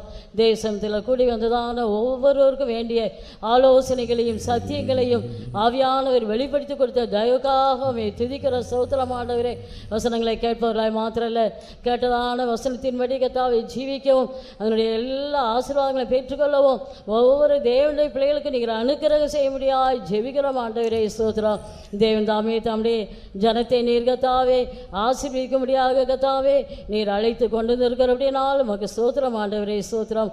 ஆசீர்வாதத்தை நாங்கள் சுதந்திரிக்கும்படியாக நீர் எங்களை அழைத்து இருக்கிறீர். அப்படினால நாங்கள் மற்றவர்களை சபிக்காதபடி மற்றவர்களை நாங்களும் ஆசீர்வதிக்கிறவர்களாக காணப்பட உதவி செய்ய முடியாது வேண்டிக்கொள்வோம். ஆண்டவரே ஸ்தோத்திரம். உன் போக்கிலும் வரத்திலும் உன்னை ஆசீர்வதிப்பேன் சொன்னிக்கிற ஆண்டவரே, அதுபோல கர்த்தாவே தேவனுடைய ஜனங்களுடைய போக்கையும் வரத்தையும் கையின் பிரயாசங்களை எல்லாம் நீர் ஆசீர்வதிக்க முடியாது ஜெபிக்கிறோம். ஆண்டவரே ஸ்தோத்திரம். வழியிலே காக்கும்படி தூதர்களுக்கு கட்டளையிட முடியாது ஜெபிக்கிறோம். ஆண்டவரே ஸ்தோத்திரம். ஆண்டவரே, யாக்கோபு தன் சகோதரனாகிய ஏசாவின் கர்த்தாவே ஏசாவுக்கு பயந்து அந்த சத்ருவின் வல்லமைக்கு தப்பும்படியாக இரவெல்லாம் போராடி ஜெபித்தான்.